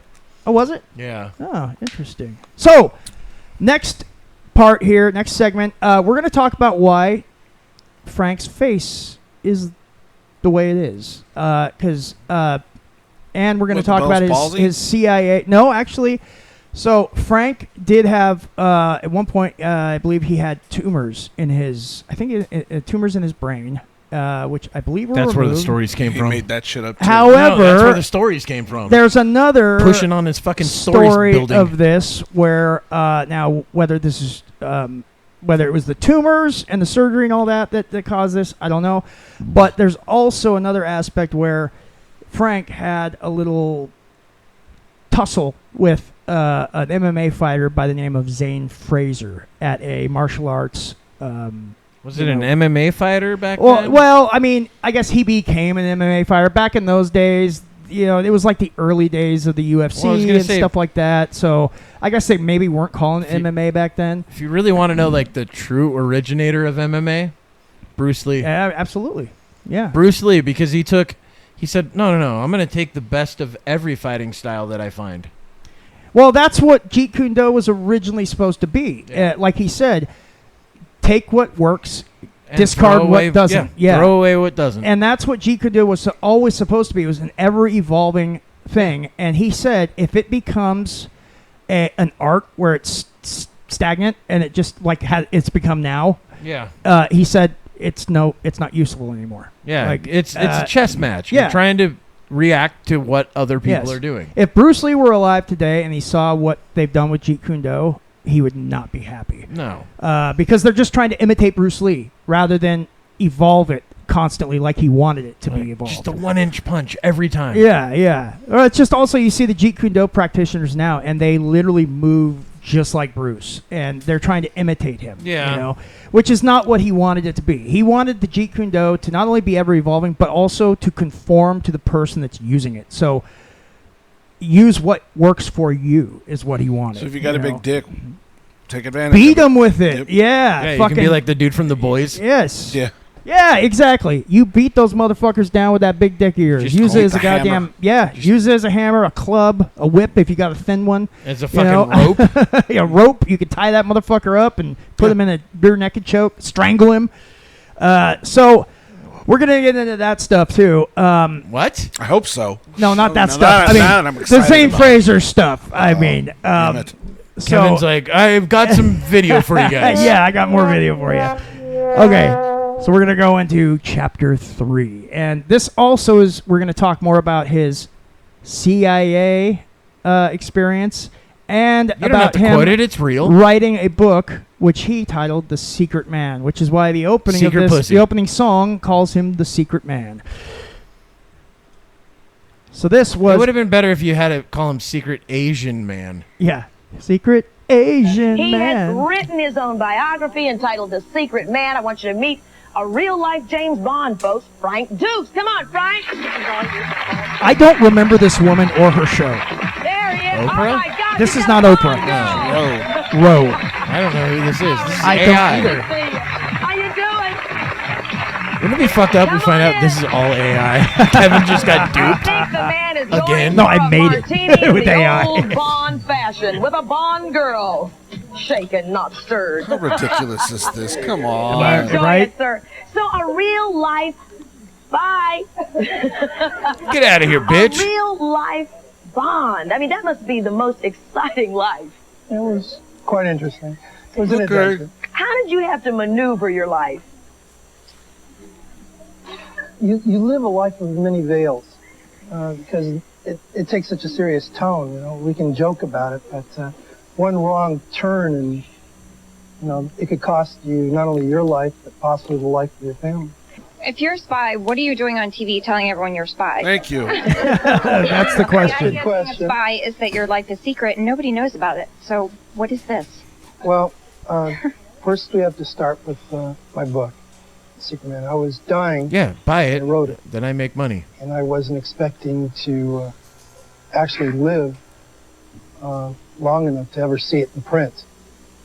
And as a result... Oh, by the way, I was trying to get a copy of that book to bring it for this show, but Instead, he it's bought mine so hard for the third time. Not again. Damn it. Fifth time. It's in my Amazon shopping cart again. No, it was actually really hard to find this book. And the ones that I could find were like over $100. So I was like, screw that shit, man. Because they've been out of print for years. Well, yeah. Since what, like 93? I think, yeah, something like that. Probably the year. I think literally like the year or so that he released it, after they put it on shelves, the publisher actually pulled it off shelves because they realized he was full of shit. Yeah, they're like, this is all lies. Yeah. Get rid of it. Basically, anybody that got a hold of one, I mean, it's a collector's item at this point. You say that all the time. It came out, and my book publisher, who invested some money, asked me to promote the books. I was formerly a covert operative. What they call a contract agent. They call me Solid Snake. Yeah, he's even got the Snake Plissken. Escape from LA. Assist the Soviets in their recovery of biological agents. does he sound like? He sounds like another... My name is Frank Dux, fake better known as Fader Dohogan. I first came to this country in the early 1980s, in the height of the Cold War. I was asked here and invited here by Andropov and Director of the Central Intelligence Agency, William Casey. My mission was to assist Soviet units that are known as Spetsnaz, Special Forces units. Wait, why would he be KGB, the recovery? Yeah. Why would he be helping the Soviets? That's a good question. We were completely during against the Soviets. height of like the Steven Cold Seagal. War. He That's said. what I remember. Yeah, he sounds like Steven Seagal when he talks. Yeah, and it's like during the height of the Cold War. I mean, that is like we didn't work with them on anything. No, they were the enemy during that point. I mean, that's what they wanted us to believe. Apparently, we were doing secret missions with them, and during that time, and only Solid Snake, only Snake Plissken was the right man for the job. Yeah, escape from where is he? Escape LA, from Ukraine. New York. Yeah, escape from escape Russia. from Bratislava. Of the loss of a biological weapon believed to be abducted and developed in a place called Compound 19. Compound 19. Compound 19. The Urals. Okay. Compound 19. That sounds like a Russian word, doesn't it? Oh, Compound 19? Compound 19. I thought he said Kung Pao. Oh. He's actually the creator of COVID-19. Yeah. So this is a picture of him wearing bogus medals. Now, for a long time, he told friends that this picture, I guess his, and Sheldon Ledgell talks about it, who is the director of Bloodsport, that this photo was framed in his girlfriend's house and literally on their mantle, like in a place of honor, because his in-laws, or girlfriend's parents anyway, like, had such honor the fact that he was dating their daughter, because he had all these medals. Now, if you were to talk to any military guy, they'll look at that, which many of them have, and go, that's some bullshit. Those aren't even set up the right way. Those none of that stuff makes any sense. He's just got them like put on there in a way that you're not supposed to, because these patches and things like that, they're supposed to be put in a certain way. Certain patches used in certain places. Be blocking any of it either. No, exactly. Yeah, and a lot of that is like unit citations and absolutely. shit. And a lot of military guys. Safeway. Yeah. Frank Dux over the years has gotten... took it from a homeless dude. Yeah. But Frank Dux over the years has gotten a lot of flack from military and ex-military and stuff. No shit. Stolen Valor's not Stolen a thing they Valor, take very lightly. There's even a book called Stolen Valor where the writer goes into all these famous people who... people and other instances where people have used stolen valor. Frank Dux is in it. Well, and actually, a lot of military guys get even more pissed when it's an ex-military guy doing the lying stolen about valor. their stuff. Look what they did with Tim Kennedy. Oh yeah. So of course they're going to be pissed about this. And of course now he says that was a Halloween costume, even though back in the day he told friends that was real and told his in-laws that, or girlfriend's parents. Now this... Stop fucking that up. So this here, can you believe that they spent $500,000 filming the event? But I had to design, order, pay for it, pick up my own trophy from a trophy shop in the valley. This is the trophy he claims is from the Kumite. The one that he had made in why would they fucking have that as a trophy for a secret fucking... In English. It makes no sense. Yeah, in English. In English, yeah. When, like, everybody's in... It's all Japanese people. It makes no sense at all. Congratulations, too. Yeah. And not only that, but he also got a sword that he like traded I said, to that pirates. makes more sense. The sword. That makes no sense. No sense at all. And apparently the sword he claims he traded it to pirates who kidnapped a bunch of orphans to secure the orphans and get them back. He's a hero. He's a hero. I'll give you my sword. It's fucking Kenshi's sword. Yeah, right. His family's soul's in it. It's a Hanzo Hattori original. Well, what was the name of the fucking sword in Mortal Kombat? Which one? Kenshi's? Yeah. Fuck. I don't remember. Yeah, I don't remember it either. Snake Bite. Snake Bite. No, it had a name. Valerian venom. No. Something really It cool. was made of Valerian steel. Yeah. What was Carry it? on. God, he's a fucking real champ. Look at this Now, guy.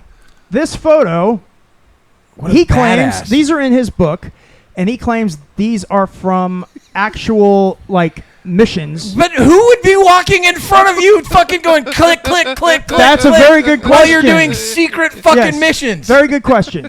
Now, this photo, Sheldon Littich, the director of the movie Firefight, says these are actually set photos from the movie. You know, shit. Yeah. Yeah, because who the fuck would be walking in front of you? Hey, you guys are on a secret mission, right? He's dual-wielding knives as well. This one, too. This is also from Firefight. Now, this is him, Frank Dux, saying, the rifle, it's not mine, but the .357 Magnum is issued to SEAL Team 6 and other specialized anti-terror operators in the 1980s. I was not a SEAL, but grateful they thought enough about what I contributed from my experience and studies to list me as a source contributor in their manual, page 10. Now, I could not find the manual. I tried to find it. Now, Sheldon Littich says, now this is also taken from Firefight, and that M16 back there is actually plastic. It's not real. Well, I mean, M16 was partially Well, plastic. yeah, but that's not a real M16. No. And also the walkie-talkie is one that Sheldon Littich said they bought at like some store somewhere. On top of that, like a lot of the units back then, like the fucking special ops, they were getting things like the Car 15 and they had were getting different smaller weapons. guns so they could actually be quick and all that Remember, shit. this was the 80s. Yeah. He's claiming. Maybe at the very earliest, the late 70s. Well, and I was going to say, I think at that point we had already switched over to the M16A2. Mm-hmm.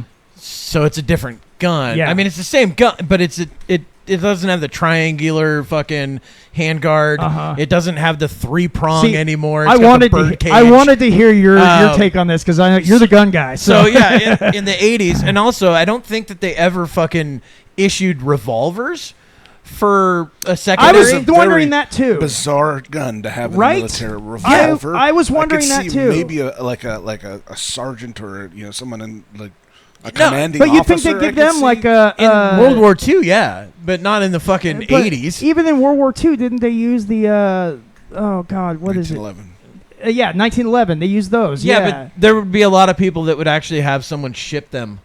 Oh, Because I most see. people didn't. Imagine if you had to take 3 million people and fucking arm them all with a sidearm. Yeah. That gets expensive very quickly. Absolutely. Even if, let's say it was only $8 for the pistol. When it was probably, it might have been 12, but let's say it's $8. Yeah. You think of how many troops? 8 that would times need to 3 be- million? Yeah. It would You be know, insane. What is that, like $400 billion? Oh, yeah. It'd be crazy. It's got to be, right? Well, and that's the math. That's a good math. Yeah. Well, and that's good why math. usually it was like the like in World War II, it was usually the lieutenants or like sergeants Yes, that would have you would pistols. have usually officers would be the ones with the Right. sidearm. Yeah. And not all of them. Yeah. But like I said, a lot of people in World War II, they would have somebody ship them so they could have a sidearm. Or people would pick up like the fucking, P-38s or I think it's something like that, or the German Luger.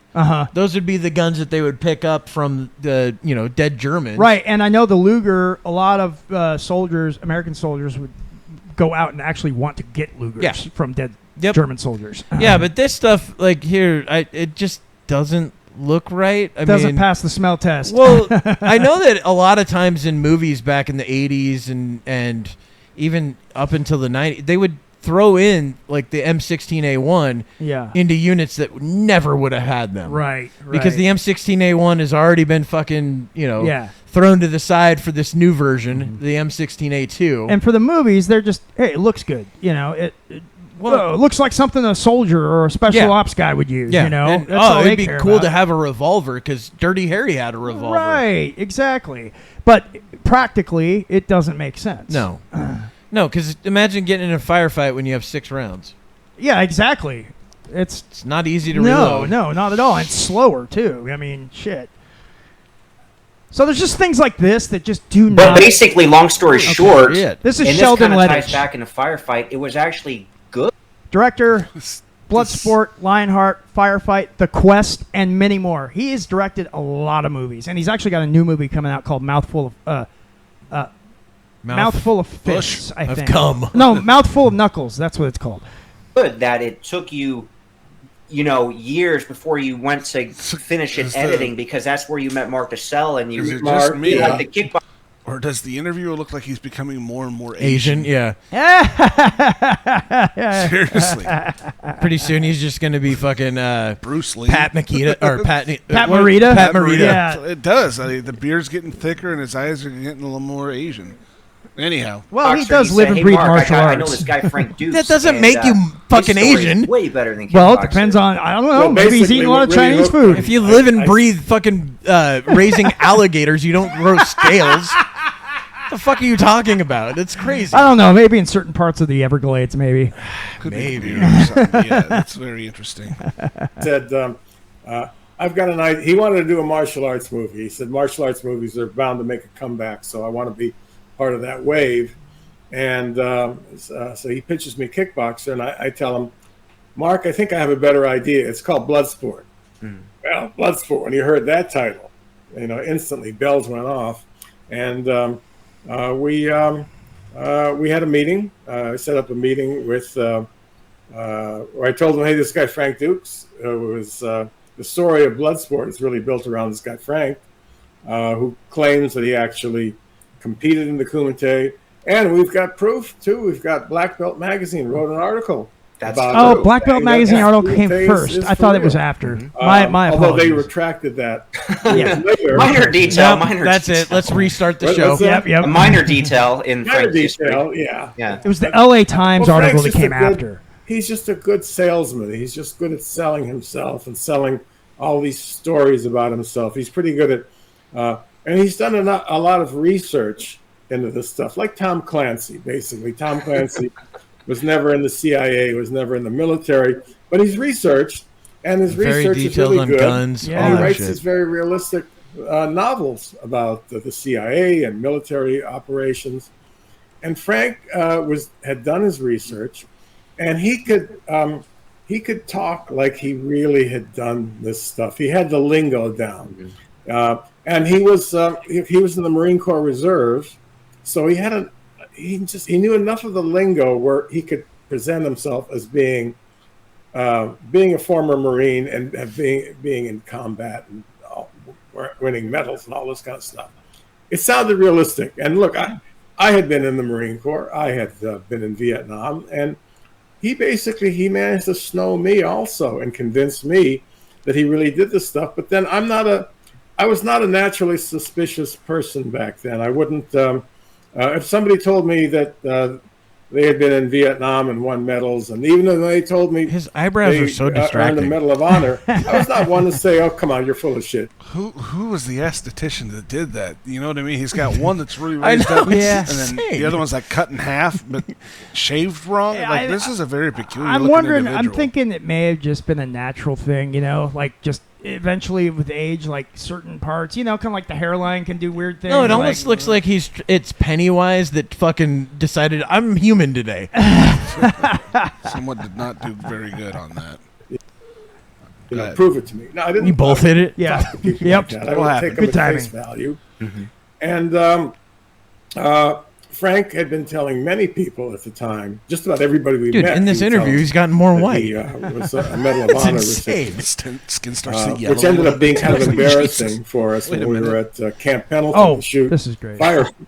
Because I managed to convince the Marines. I went down there because I'm a former Marine. I had my discharge papers and all that, and I told them I wanted to make this little movie, and they gave me a lot of cooperation. And then Frank was telling people there at Camp Pendleton that I'm a secret agent. He was a Medal of Honor recipient. Oh, Jesus well, back Christ. then we didn't have the internet, so I couldn't type in Medal of Honor recipients and get any answers. Okay, I'm Audie now, Murphy. These Marines, though, they had a book with the names of every Marine who'd ever won a Medal of Honor. Of course they did. And so call him out my on his producer bullshit and I, right we had there. another producer named Peter DeBear. And Peter told them, and our other producer, Frank Dux, he actually is a Medal of Honor recipient. And they're kind of looking at one another and saying, really? Okay. And they checked it out. And sure enough, Frank's name was not in the book. And they surprise. They weren't angry about that, but they came to us and they said, kind of smiling about it, like, we looked up your friend's name. Curiously, he's not on the list of Medal of Honor recipients.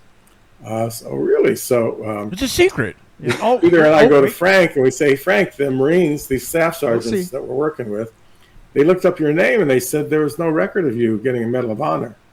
And Frank's really good at, he's kind of light on his feet when somebody confronts him with a lie, when somebody basically pushes back on a lie. He's very good at tap dancing and coming up with an explanation for that. So why didn't they find my name on the list of Medal of Honor recipients? Well, because I got a secret Medal of Honor, because my mission was so secret that it couldn't be revealed. So it could only be revealed to the president and a few members of the cabinet, and so they. Well, that just so happens the president's here today. Yeah. Let's ask the president. As it turns out, the secret president, the vice president. Well, he's here too. Oh, God damn it! The whole team's here. Oh, the cabinet's here as well. I got mine out of the cabinet that I bought at Home Depot. By the way, I don't know if you're going to be interviewing. I want to. I called him, left a message. And this is before Frank Dux? No, they're talking. So who they're talking about right now? They're talking about Brian Thompson, because Brian Thompson, the actor, was also in the movie Firefight with Frank Dux and directed by Sheldon Lettich. I'm gonna pull up a picture of Brian Thompson. I guarantee you guys will recognize. Just leave him up there. That guy's great. He is the deadliest man alive. He is. He's also Brian. Look, Thompson. he's got his own fucking comic. Count Dante. And then he's got like almost a Mortal Kombat symbol. Oh, well, Brian Thompson was in Mortal Kombat. I know that guy. Yeah, I remember him. He played Shao Kahn in Mortal Kombat Annihilation. He's also in X-Files. He apparently had tumors in his face, too. Got a lot of pits and pock marks on his face, but doesn't he was in that movie, the movie Firefight, that Frank Dux uses photos from to say he was, show he was in the military and all that. This was his first movie, Brian Thompson. And he told the same lies to Brian Thompson. The fact that you're going, wait, who's the cameraman? That's the part I can't get my head wrapped around. I know. Secret mission, I have 2 knives. And there's a cameraman with me on the mission. Like, wouldn't you on a secret mission bring a gun? No. Why not 2 knives? They're too loud. Yeah. Well, no, he's secret. I can't even have the knives. He lost his gun, and the only thing he had left were the knives. No, that's all he brought. No, he knew that's all he needed. He is Solid Snake. Use those and trade those in for some children's lives. Yeah. It's like, I'll trade you my knives. Well, you don't have a sword. I traded that for the other children. Can you ask him to check his voicemail? Viking Samurai is trying to get in touch with Brian Thompson. Okay. Yeah, he's busy. He's a real outdoors. He's like, why'd you play Shao Kahn? Yeah, that's a good question. Such a bad movie. It was bad. So, anyways, I was talking to Brian recently, and you have to give him credit though. He knew what kind of movie he was in, and he just ate up the scenery like crazy. The fact that you kill off fucking like Johnny Cage, one of the number one characters. Immediately, I just remember there's part that he was just so bombastic. He's like, "You will all bow to me." That's so bad. You know what? I'm gonna see Mortal Kombat 2 this afternoon. I'm gonna watch it today too. Hopefully, it's much better than that. I've heard it's good. I've heard it's actually good. I've been hearing good things about it too. So, and I said, you remember? And then maybe Frank used to Bloodsport. tell people that's a good idea. Was awarded the Medal of Honor, and Brian says, not only did he tell me about it, he showed it to me. The Medal of Honor. He came over to my house. He showed it to me. Now, I saw it at Frank's house. Frank was married to a woman named Yvonne at the time. And I used to go to their house on a regular basis. It's spelled and one day he's got to show you something. Metal. And he's got a Medal of Honor draped over like some piece of plexiglass. He says, here's my Medal of Honor. Basically, proving to me that, I really did get this thing. Yeah. And it's a secret Medal of Honor. What I didn't know at the time was that with a real Medal of Honor, they would engrave the name of the person that it was given to on the medal. Well, on the non-secret ones. Huh? On the that's what I was going to say. Right. Yeah. I mean, you can't put that on the secret one, man. No. They were if they did, he would have had to kill all those people. Then they knew. All right, but anyways, I didn't know enough to. Of course, did. I wasn't. Yeah, they're all dead. They're all dead. We're speaking to spirits. Yes, I didn't do that. So he did show me a Medal of Honor. Now he's saying that I'm the liar, that I'm lying about this. That you made the whole thing up to. But I made the whole thing up. Yeah. But he's shown it to multiple people who've all told the same and story. I'd love to get Brian on camera so you can ask Brian about that. You know, cutting to the chase, the guy. Okay, so now we're going to get to why Frank has the issues with his palsy? face. Yes. Why he has half Joker face? So, now, years ago, and this is long after Bloodsport, Frank Dux, who is a martial artist and does have dojos and does teach, he was at a martial arts convention. Super legit. And, there's a lot of other martial arts dojos and masters and senseis and whatnot there. Jeff Speakman was there apparently and saw the whole thing. Jeff Speakman, anybody who doesn't know who that is, he was in the movie The Perfect Weapon back in like 93, and he's a Kenpo master now, and he's the one that became basically the guy that picked up the Kenpo style and continued to develop it after its creator died. Which I'm blanking out on the fucking name of the guy right now, which I'm gonna hate myself for it later. But Jose Kempo. No, it wasn't named after him. No, but the guy originally knew Bruce Lee and all that. The original guy, like he started doing this back in like the 60s and stuff. Was it Kempo Tanashi? No, he was an American guy. He was Joe Kempo. Yeah, that's it. Yeah, I don't know why I'm drawing a blank right now, but John wants Beasley. to look it up. John Beasley. Yes, John Beasley. That's it. Derek Jeter. No, it was Derek Jeter. Yeah, Derek Jeter. Hulk Hogan. Yes. God, I'm Kimbo Slice. Yeah, Kimbo Slice. He started Kempo. Kempo Slice. Kempo Slice. But so Jeff Speakman was there. A bunch of other people were there. A lot of big names were there at this convention. So a lot of people saw what happened. So, and of course he's wearing his Marines hat. And so Frank's going to give his side of what happened. So basically, there was a tussle between him and this guy Zane Fraser. So you're going to hear from both sides what actually happened. I embarrassed him. I said, you know what? You really want to fight me, Zane? There's a ring right there. We can step into it right now. Forget all this. Well, that was counterproductive. Only one man walks out. Yeah. And that was to get publicity for this event. So he got all heated up. People were laughing at him. He came back like 30 minutes later with brass knuckles. And while I was bent over signing an autograph for a kid at just setting up the booth, he hit me from behind. And it shows in my medical conditions. I had I have 4 square indentations in my skull from being hit with brass knuckles. But in all fairness to Zane, and show you where I try to keep my integrity, the fight didn't end with Zane. It ended with another 3-4 guys jumping in on me, and any one of them could have possibly hit me. That's why he never got charged. Was he ever at a convention? Now here's Zane Fraser's son. Where you went there and blindsided him? So I didn't blindside him. I beat him up. Okay. I didn't blindside him. I beat him up. So all of a sudden, that's I where said the to my sword instructor, went. I said, he took his Arcana. He goes, what? I said, look at that guy right there. He goes, who's that? I don't know that guy. I says, I do. That's Frank Dux. I said, he goes, leave it alone. I says, I got a pass in my pocket from the LAP that I can whoop his ass. I got a password. I got a card in my pocket that says Tom Lang on it. He just pulls out the Monopoly get out of jail free card. Self-defense because he got a contract. He got contract murder out on me.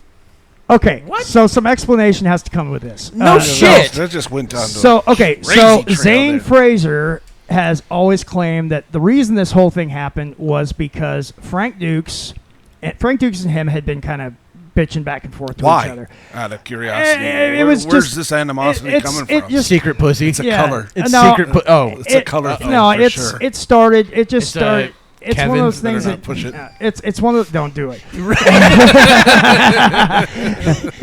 Kevin just literally fucking scraps the show.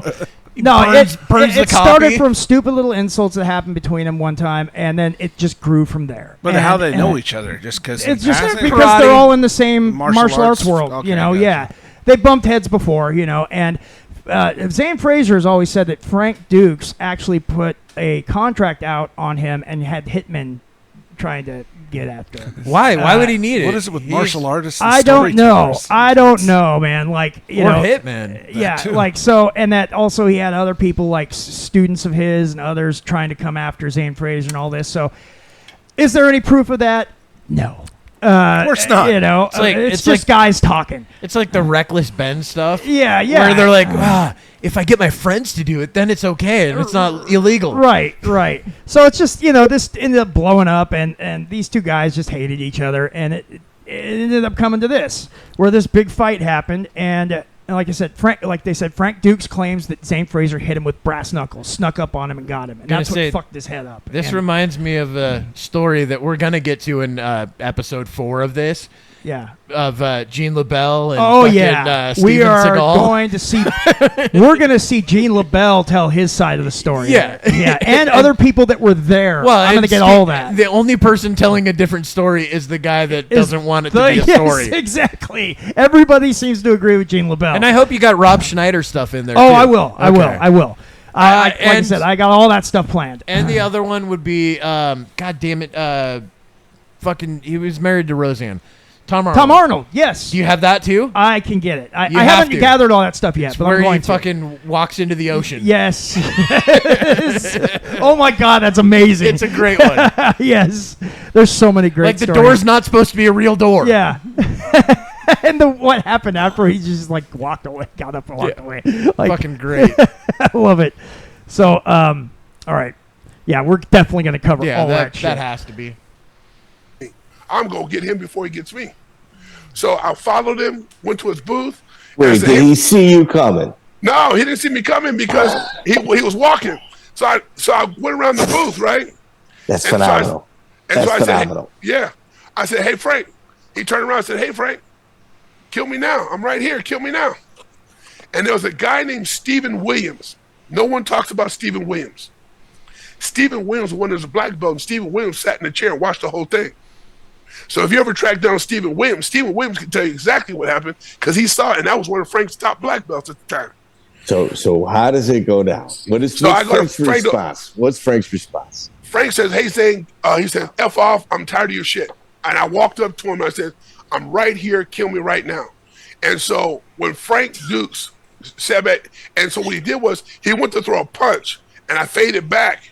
And he missed, and I slipped and rolled it, and I caught him with an overhand right. I hit him with a hook to the head, and I hit him with an elbow, and I just started boom, boom, boom, hitting him knees and elbows, kind of like you see in a Muay Thai fight. Body locked him at the time, and was just turning him like you see in Thai boxing. Got it because he's a big dude. He's about 6'3", about 230. So I was picking him up, kneeing him, and elbowing him, headbutting him, and stuff like that. And then so he got out of it, and then so I stepped back and I slipped on some papers there. Hold up. What's the rest of the trade show doing at this point? Everybody's watching. Everybody comes over. Everybody's crowded. They're like, oh shit, commentate. Yeah. Was the booth coming apart? The booth. It was a table. There was his table was sitting landscape, and all the other tables were sitting more alongside that. So he tried to throw a punch at me. Just a real quick side note: is the black guy was he like in a Spawn movie or something like that? What was with the shading around his eyes? I don't bothering know. the hell out of me as well. The paint didn't get washed off or what? He was actually in a Kiss reenactment band.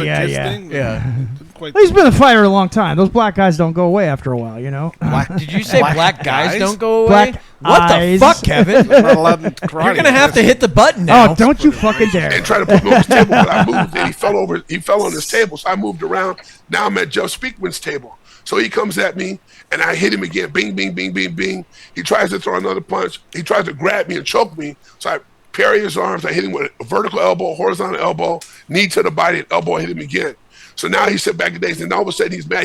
He's bleeding out of his nose, and then he comes at me, bum rushes me again. I step back and hit him with about 7-8 punches, backing up, and then he finally gets him by my throat by breaking his grip, and I pick him up, and I went Uchimata, and I picked him up. His feet were above his head, and I body slammed him on top of Jeff Speakman's table and it broke in half. Now I'm beating the snot out of him. He's trying to poke my eyes out, headbutt him, knee him in the body. I just thought about it. That's the first ground and pound, I suppose. And then so I'm hitting him, and I hear clicks by my ear. They said freeze, and it was LAPD. And then so this is the NHB era of fighting. Yeah, this is before that. Convention Center. Yeah, this was a real fight, right? So I heard, so LAPD surrounded because that's where the president of the United States usually stays. And he gave him a Medal of Honor. Station. So the LAPD came out. They put guns to my head, clicked it, told me to freeze. This is where Frank Dux got his Purple Heart. And they put me in handcuffs. And they put Frank in handcuffs. And then that's when Art Davie comes up to me, and I think Hoist was there. Were you still in handcuffs when you meet Art Davie? Yeah, I was in handcuffs when I met Art Davie. I'm in handcuffs. Art Davie tells this story about running into you, and it was chaos. I didn't even know who that dude was. Well, Art Davie says it was just whatever took place. It was pure chaos. Oh yeah. So he comes to the crowd. I never forget him, and he looks at me, and I seen this one guy mad dogging me, right? Because as a security guy, bodyguard, you learn to look at the crowd. This one guy's mad dogging me, and it's Hoist, and I don't know who this guy is. Hoist, like Babyface Hoist? Babyface was mad dogging. Hoist Gracie. So he was mad dogging me. I'm like handcuffed, and I'm thinking, oh, maybe that's one of Frank Dux' guys. So I'm not sure who, because I'm in handcuffs. So I'm hoping to get protection from the LAPD because I might get jumped by some guys when I'm handcuffed. So what turned out to be Art Davie goes, hey, you Zane Frazier? Go, yeah. He goes, the name was Art Davie. I said, oh, hey man, I'll make bail tonight. I got money for bail. I'll be able to make bail tonight, and I'll be able to come back to the Draka show. Okay, so Art was talking to you about potentially fighting. Okay. Well, no, he goes, I told him, here's the exact conversation, never forget it. I said, hey, Art, I will make bail, and I will be able to fight in the Draka show because I was fighting for a world championship called Draka, which is their version of shoot boxing. Punching, kicking, and throws. So I said, hey, I'll make bail, and I'll be able to come out, and you'll be able to fight and see me fight. He goes, never mind. I saw you fight. You're in the UFC. That was it. Wow.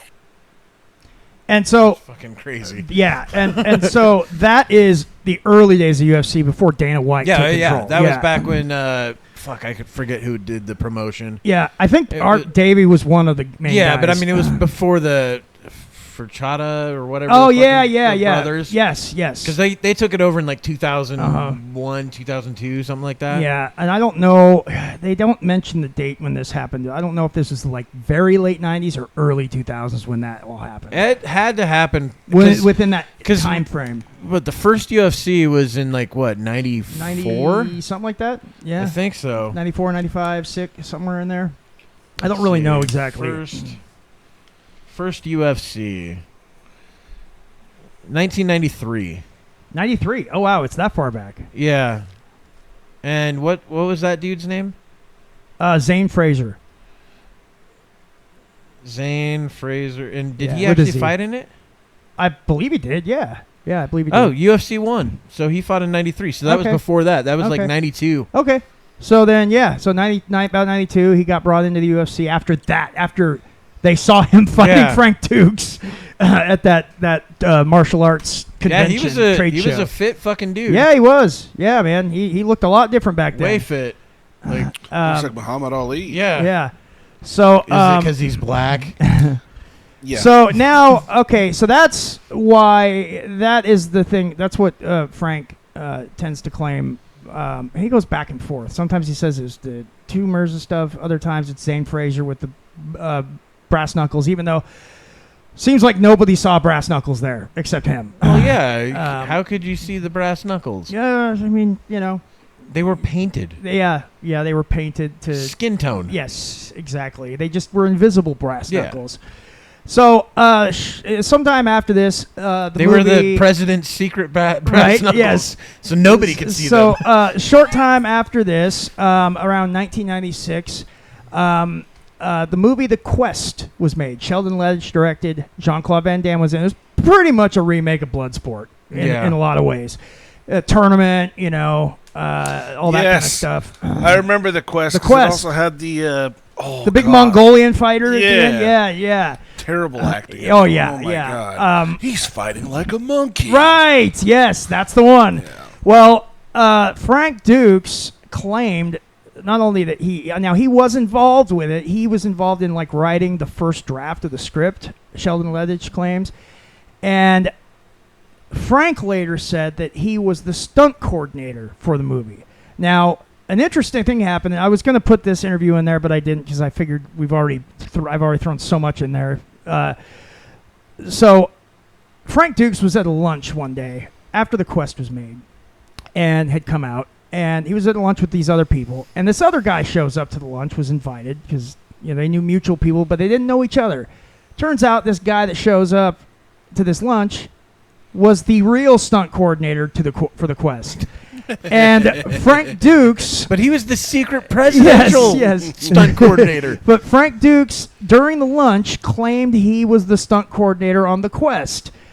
And the real stunt coordinator got pissed and just fucking ripped him a new one right there, just was yelling, screaming at him like, and did he have brass knuckles Frank, too? Yeah, apparently. Everybody's carrying him around Frank. And no, he actually just put tumors in his head. Yeah. And Viking Samurai, tumors. So Viking Samurai, not only did he interview the stunt coordinator who was at that lunch, but he also interviewed all the other people at that lunch in separate interviews. Like I said, the guy went and got everybody, and they all agreed to what the stunt coordinator said about what happened. So once the guy yelled at Frank Dux and basically exposed him in front of everybody, Frank Dux just got up and left without another word. Didn't even try to argue it, just left.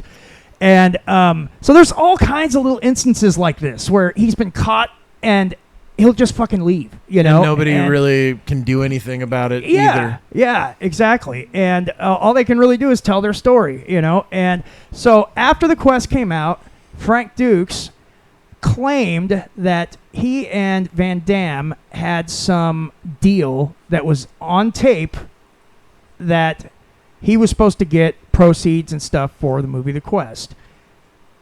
Of course, they went to court. You can go online and watch the full court thing. I decided not to throw any of that in there just because it's like fucking 3 hours long. It's called a trial. Yeah, trial. Yeah, thank you. So the trial, that court thing. Yeah, the trial is all on YouTube. You can literally watch the whole thing. And so Frank said that he had a tape that has the recording, a videotape of them actually making this deal. But of course, he didn't bring it to trial. Exactly, because the tape was lost during an earthquake. And it's buried under rubble. And that's why he couldn't bring the tape. Buried under Barney rubble. Yeah. So, needless to say, the jury did not find Frank Dux convincing, and they awarded Van Damme the win. So these are just little headlines of it, because like I said, I'm not going to throw the whole thing in there, because there's so much to that. It had Roger Moore in it.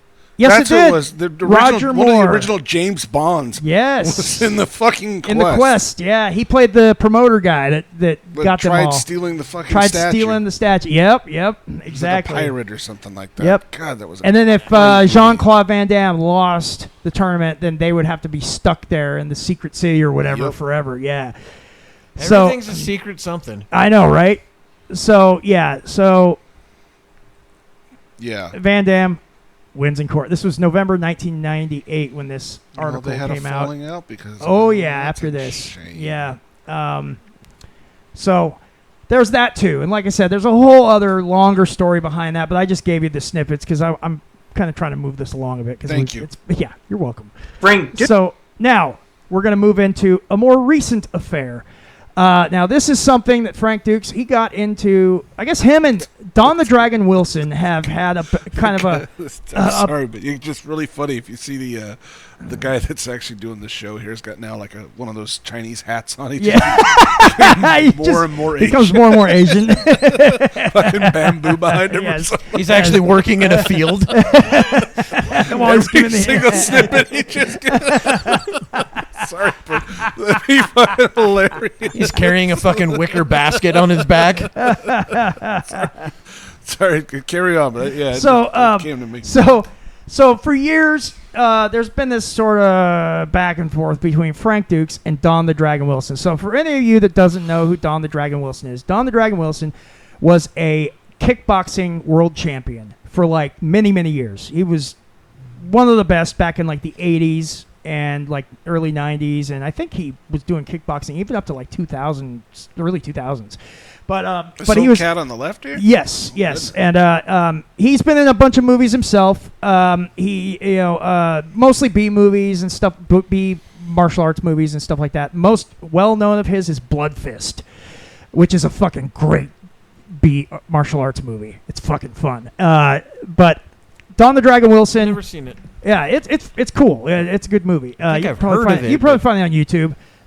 But like Don the Dragon Wilson, real fighter, actual world champion, like multi-time world champion. And so more recently, Frank Dux has challenged Don the Dragon Wilson to a fight, but to fight blindfolded. Oh, jeez. Not Don, but Frank said he would be blindfolded, and Don didn't have to be. I can fight him blindfolded. Yes. That sounds exactly like well, because Frank Dux claims he can fight blindfolded and that he can basically, know when attacks are coming without... he uses chi. Yes, apparently. Well, we're going to hear Don Wilson talk about this challenge. Dukes will say, I was sick of Don talking all this stuff and challenging Van Damme that I challenged Don Wilson to a fight and we were going to do it blindfolded. Well, listen. He did say that, and I saw some interview where he said he'd wear blindfolds. So I responded. I said, Frank, thank you for accepting the fight. And I said, and I appreciate you wearing the blindfold. I said, I would bring the blindfold so that there'll be no doubt that you can't see out of it, because I can't complain. Nobody can complain. The video is Frank Dux showing how good he is in a blindfold. And then I never heard another response from him. But that was my response. I did respond to him. I said, I'll bring the blindfold. Let's do it. But now the challenge, Don, he made that challenge. He had perfected echolocation. That's exactly what he called it. He's Echo the Dolphin. Which is what dolphins do. Yeah, sure. They make a sound, and bats do it. And when the sound comes back, so all I have to do, when he puts that thing in, I'll just start clapping my hands like this and making a bunch of noise, and he won't know what's... It's ridiculous. That's Frank Dux. I mean, the question, though, as far... I knew a dude that once told me, talk about, people with the crazy claims. Yeah. He was like, dude, I could walk into the mall and be able to smell someone from the other side of the mall. I'm like, what? How does that even make any sense? He's like, I could do that even come up? I don't know. He made a lot of claims. He claimed that when he was 14 that fucking he was working with the SWAT team and the sniper let him take the shot. Like, what? You go ahead. Yeah. Go ahead, little kid. Yeah. It made no sense. It's like, we're going to break your cherry, buddy. Here you go. Like, you haven't shot somebody to the death, right? You're like, I'm 14. Why right? We live in a peaceful society. Well, why would I do that? You got to learn sometime, kid. Here you go. You're the chosen one. Just think of it like you're shooting your first elk. Like, I guess. Dude, I've met guys like that over the years. Like, I met this guy I worked with, and he said that because he had two jobs, or at least he claimed he had two jobs. The one we worked at, and he also said he burn bodies for a living for like some fucking undertaker or some shit. Crematorium somewhere for some undertaker in Portland. And he claimed that he was also a hitman that would go around the country doing jobs, and he would just dispose of the bodies. You'll never know. Yeah, and he would tell us all the time. We'd be gone, come back Monday, and he'd be like, "Yeah, I went to Chicago, and I took a dude out this weekend." Like, he was deadpan serious. And we, what did you guys eat? We both got lazy. Yeah, and he would all the time. He'd do this, and then some of the guys brought him out shooting one time, and the guy didn't know how to work the guns. Like, they had to show him how. What's wrong with this thing? So I guess he was doing it with a knife, or never used a gun before. It seemed like he'd throw his bullets. That's how. Yeah, it was. yeah. No, he was that good. But then there was another guy lived down the street from me years ago, and he used to come because we all used to hang out in the front. Like, I have this wall in front of my house, and we all sit out on the wall and have drinks at night and stuff like that. And he would come over, and he'd be like, "Yeah, man, I got jumped by like 12 guys today on my way home." And we're like, dude, not a mark on you. 12 guys. And he's like, yeah, I kicked all their asses, beat all their asses. He would do this all the time and say, I got jumped by 4 guys, eight guys. I think what he's telling you guys is he's like, secretly, I'm into dudes. And the 12 guys, it was a train. It was a train. You're not going to see any of the marks. They're in a different spot. Yeah, and they kept the videos. Yeah, I think that's what he was doing. They wouldn't let me have a copy.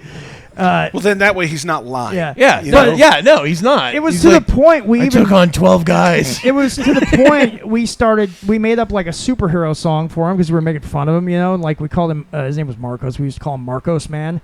And that he was like the Vancouver Batman, just making fun of him and shit. Because he literally thought we were actually like... Believed him? Believed him, and that we were like making these names up and stuff because we were like in awe of him. But we were really making fun of the idiot. This shit like this, we've talked about another guy that we know that does that kind of shit. Delusional fucking... Yeah. And they believe me. And it's like, nobody believes you. Nope. In fact, every time you walk away, we go... What the fuck was that? Exactly. Yeah. But you play along to make them feel good. Just Whoa, bro. And no way. It's just, you don't want the confrontation for nothing. That too. That's the other thing about you prove a narcissist wrong. That's terrible. Yeah. But it's also a lot funnier to agree with it. So then they will make it bigger. The story even bigger. They'll add to it. I take an approach to it that's just a tad different in some circumstances. I try to one up the story. You're like, that's perfect. Only 12? Only 12? Like, the guy's like, oh, dude, our pilot died on our fucking plane flight back. I had to land it. And we were being chased by Russian MiGs. That's what I mean. And you're like, what? You're like, well, that's crazy. I flew the Challenger. It didn't blow up, though. I got out with a parachute. No, I actually landed it. I MacGyvered it to make it portal through places. Actually, we were all they safe. lied about the destruction of the Challenger. The real Challenger I landed. Yeah. That one you saw on TV, that was actually fake to make everybody think it blew AI. up. It was before AI. even AI was released. Yeah. That's how long it's been around. That's insane. As you know, did anybody ever tell you about that challenge? Because he said it took place in the 90s when they were filming Bloodsport 2, that he put that challenge out. It was in magazines. You knew about it, but you never responded back then to take the challenge. Of course, Don didn't accept. And then Mike Corcione had heard about it. And he said, let's really test these guys and see if anybody really doubts you. If you really are who you say you are before I do Bloodsport 2. I said, go ahead. Do whatever you want. So he hosted a exhibition matches for me in Barstow, California, and invited anybody to come fight me. I made only one condition with Mike. I fought him blindfolded. You know what? I just knowing me, not remembering, it has nothing to do with memory. If any part of my life, including today, somebody offers me money to fight a blindfolded guy, I'm not going to say no. Why, though? Why blindfolded? You offer me money to fight a cripple? I'll fucking take that challenge. Hell yeah. 10-year-old kid? Fuck yeah. You can do that.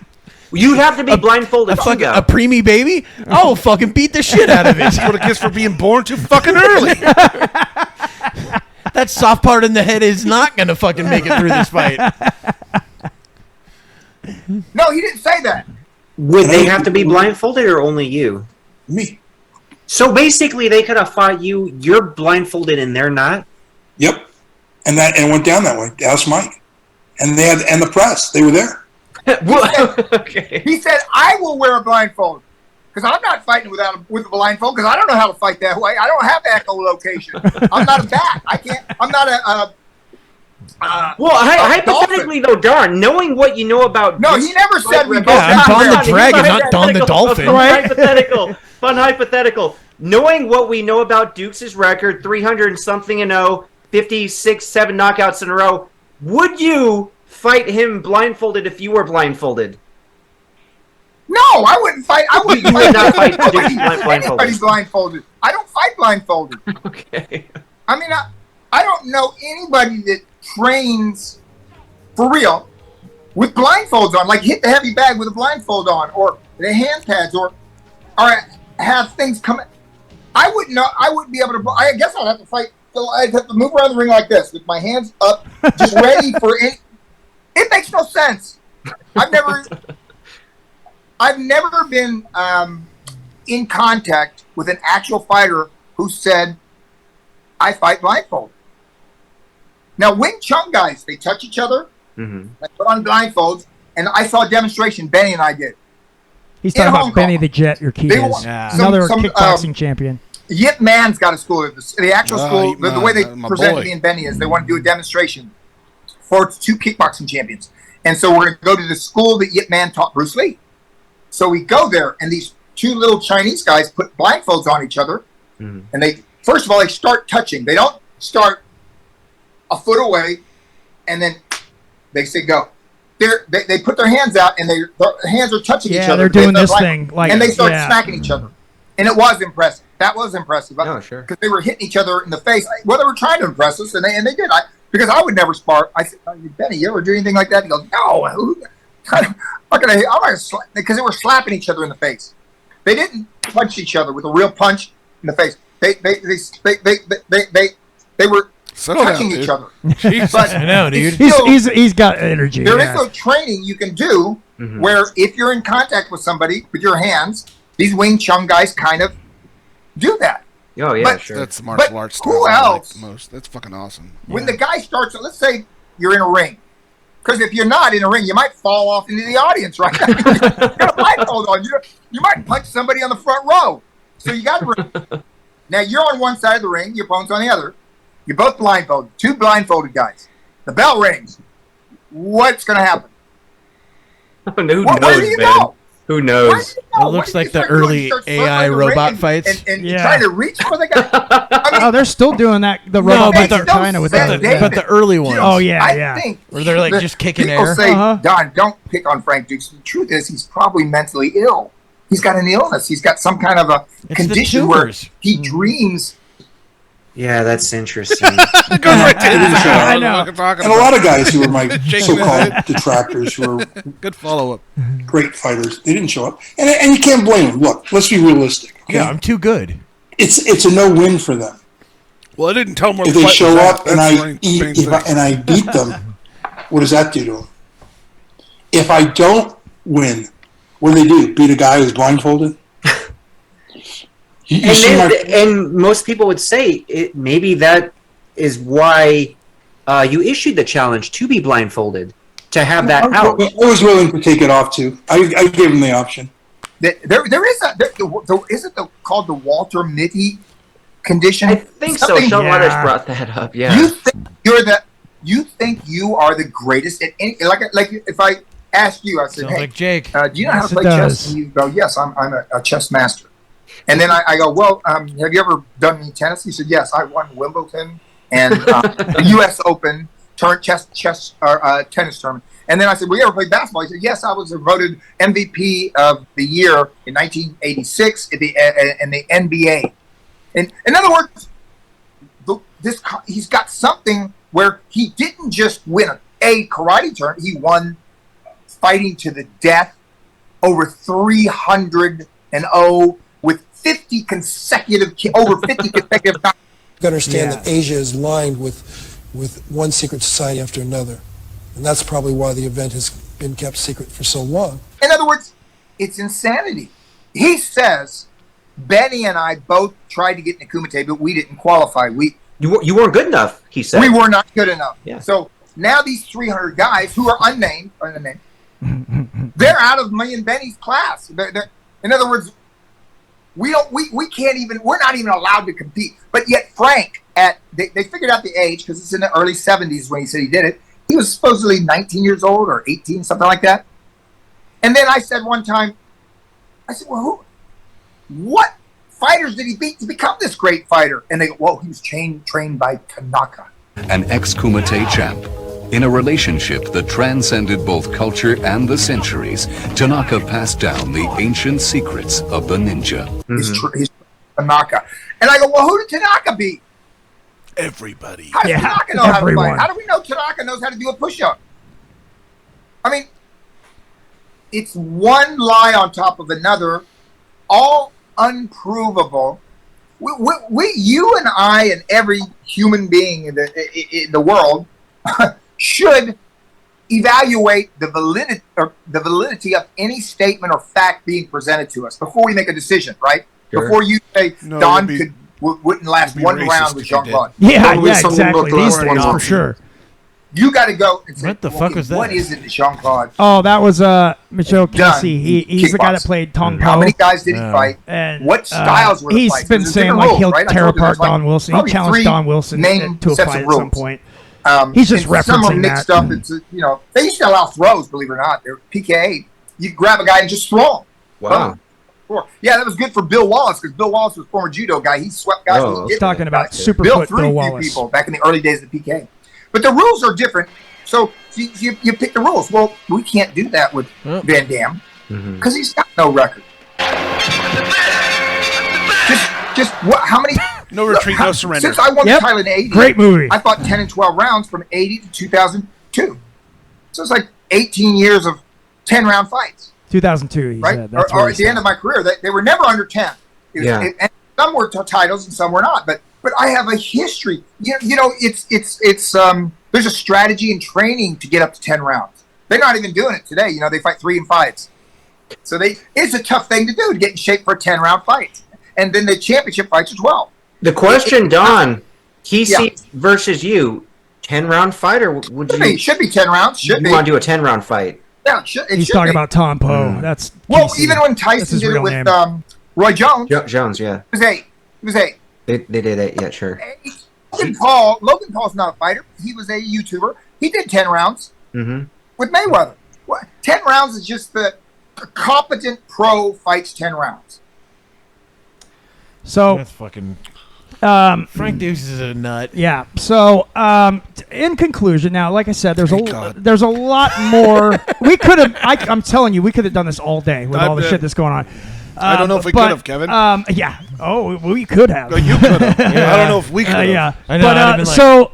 But so in conclusion, those of you who didn't grow up in the 80s and 90s like we did and don't know who Frank Dux is, now you got a little primer here. There's a whole lot more. I will have one question, though.